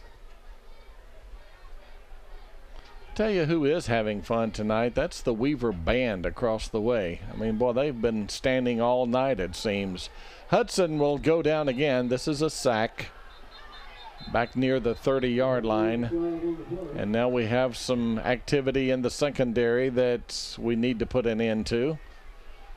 Yeah, a lot of flags came flying in for that. We have penalty markers thrown back near the 45-yard line as we had some players maybe participating in some activities that they don't need to participate in. Is that a good way to describe that? That's a great way to describe it. We don't have the mic down on the field, so we won't be able to get the call on the numbers of who it was, but we'll go. Well, we got holding against Weaver. Okay, nothing about what happened after that, I guess, but that's okay. This hold against Weaver, of course, White Plains will accept the penalty.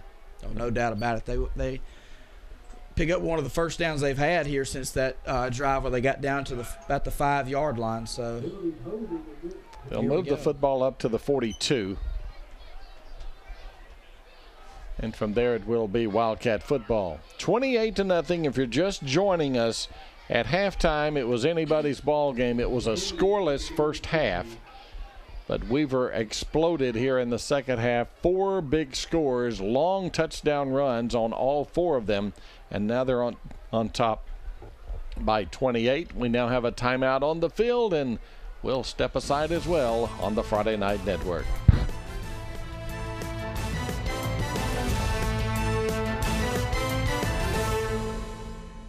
Step into the offices of J. Britt Middlebrook CPA, where you'll find professional one-on-one service for business and individual clients. In this ever-changing tax and economic climate, you can count on receiving the expert advice you need. J. Britt Middlebrook works hard to provide every client what they need to meet all deadlines. Tax season will be here soon. For all your accounting service needs, call or stop by at 1913 Berry Street in Oxford. That's J. Britt Middlebrook, CPA.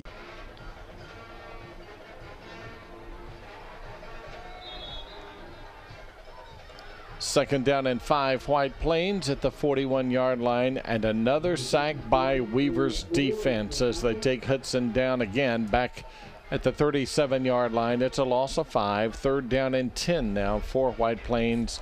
From that point, under 2 minutes remaining in the football game. Again, Weaver victorious here tonight. Will move to 4-6 on the year. White Plains will drop to 2-8.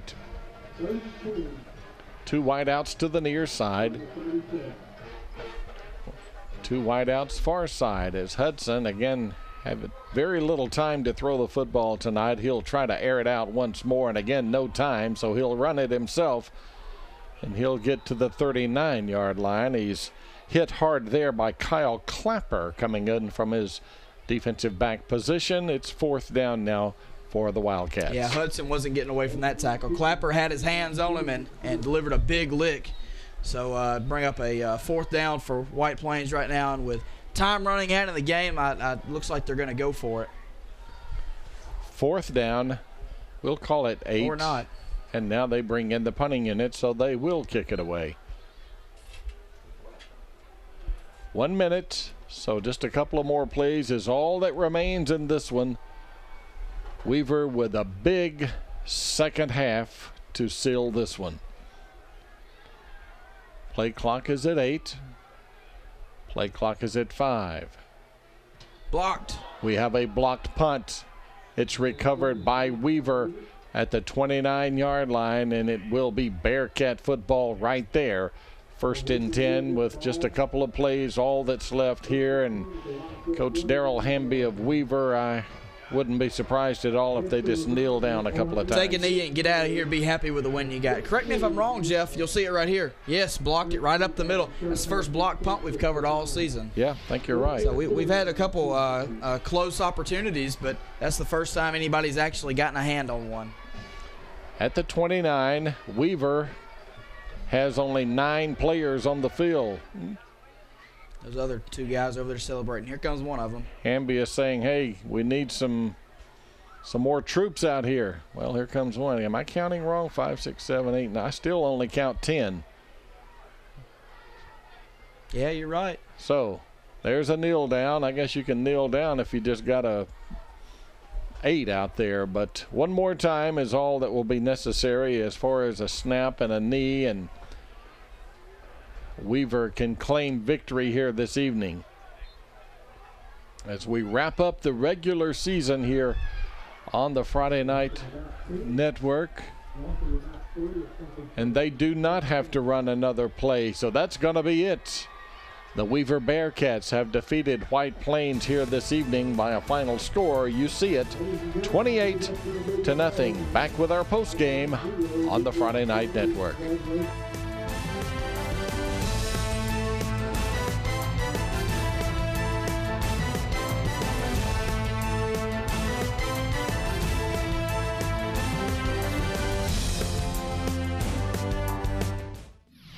Every security system has motion sensors, but how do you know what causes the motion? With Alarm.com's exclusive image sensor, it's simple. Say you're at work.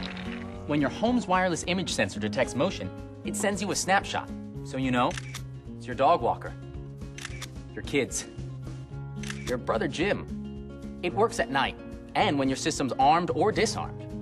Make sure your home is powered by Alarm.com and see what's going on. Alarm.com. Your home in your hands. For sales, service, and installation, call Systems by Design. Simply smart security. Your neighborhood Grub Mart is your one-stop shop for everything you need when you're on the go. Grub Mart features the best prices on Coke and Pepsi products and is home to the 99-cent bag of ice every day. And Grub Mart is your exclusive home for the popcorn bucket. Purchase yours for only $5.99 and then bring it in for free refills throughout the year. That's right, free popcorn for a full year. Your locally owned and operated Grub Mart, in business for over 72 years.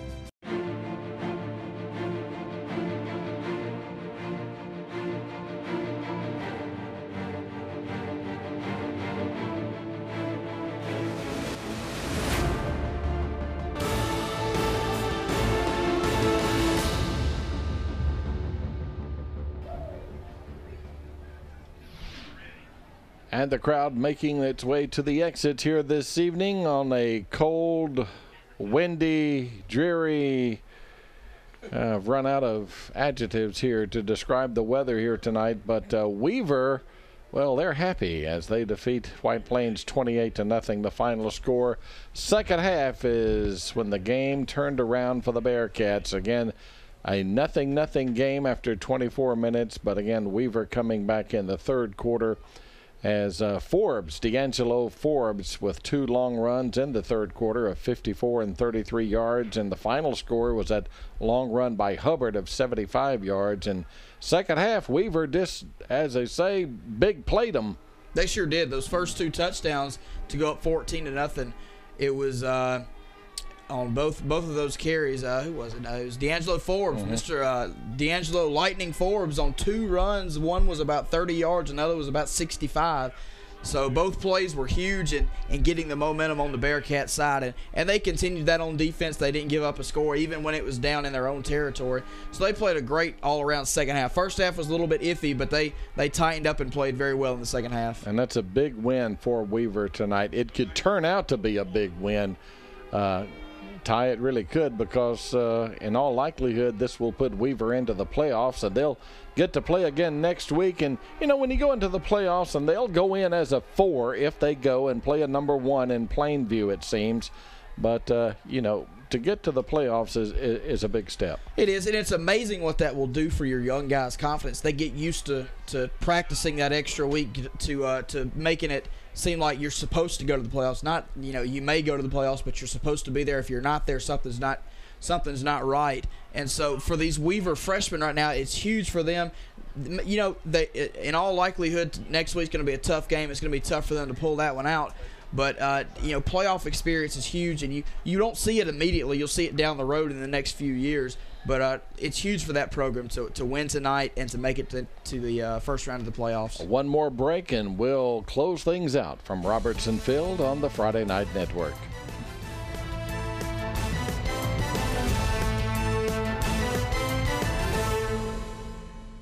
Ooh, look at those toys. Insurance must be expensive. Nah. I bet he's got an Allstate agent. They can save you up to 30% more by bundling your policies. Well, his dog's stupid. Poodles are one of the world's smartest breeds. Bundle and save with an Allstate agent. Are you in good hands? Call Alan Parnell at 256-831-8887 at the Parnell Insurance Agency on Snow Street in Oxford and in Tallapoosa, Georgia. Serving Calhoun County for over 30 years, Crawford Office Supply offers selection, convenience, and low prices. Choose from a wide variety of office furnishings featured in their huge showroom. With savings of 50 to 70% off scratch and dent items. You'll find it all from pens and paper to janitorial supplies at Crawford Office Supply, including on-site printing, all backed up by unmatched personal service and free delivery to local business. Crawford Office Supply, 301 South Layton Avenue in Anniston. Remember, buy local, it matters. Mizell Heating and Air Conditioning has been serving the areas of Calhoun, Talladega, Cleburne, and Etowah County for over 14 years. Commercial, residential, central heat and air, ductwork, indoor air quality, we do it all. Voted Anniston Star's Reader's Choice in 2013. Be sure to ask about available rebates and tax credits. Mizell Heating and Air Conditioning, the name to know for your heating and air conditioning needs. Mizell. This Friday Night Network High School Football Game of the Week Sports Exclusive is presented by Alan Parnell and the Parnell Insurance Agency, your local Allstate agent. By Avery Auto Sales in Oxford, for like new cars at used car prices. By Regional Medical Center, quality counts in Calhoun County. By Snead Ag, your local John Deere dealer, earning your business every day. By Systems by Design, simply smart security. By Mizell Heating and Air Conditioning, voted #1 for the second year in a row by the readers of the Anniston Star. And by Bill Stanford Automotive in Talladega. Stop in today for the Full Out Blitz event. Tonight's game is brought to you by J. Britt Middlebrook CPA, Wesley's Paint and Body, On-Site Solutions, Forsyth Building Company, Ted's Plumbing, Cheehaw Brewing Company, Cable One, and Skinner Body Shop. Weaver wins it 28-0 this evening, and let's set the stage for next week. Once again, we will have playoff 4A playoff activity on our website, audio only next week. Go to the FNN website, as Ty will be bringing you the action from St. James in Montgomery, where they will be playing the Munford Lions. Again, that's airtime next week, 6:30, 7 o'clock kickoff, and high school basketball begins November 22nd here on FNN as the Oxford Yellow Jackets will take on the White Plains Wildcats. Ty, it's been a great year, and thanks to all the names you see right there, the entire crew, what a year we've had. We have had a great year. We've had some great football games, and we've watched some great young men go out there and compete. And, yeah, the crew has done a great job. But you only hear our voice, but those guys are the ones making it happen back in the truck and behind the cameras. Once again, thanks for joining us tonight. Thanks for joining us throughout the season. For Ty Parnell, I'm Jeff Ellison. Good night from White Plains.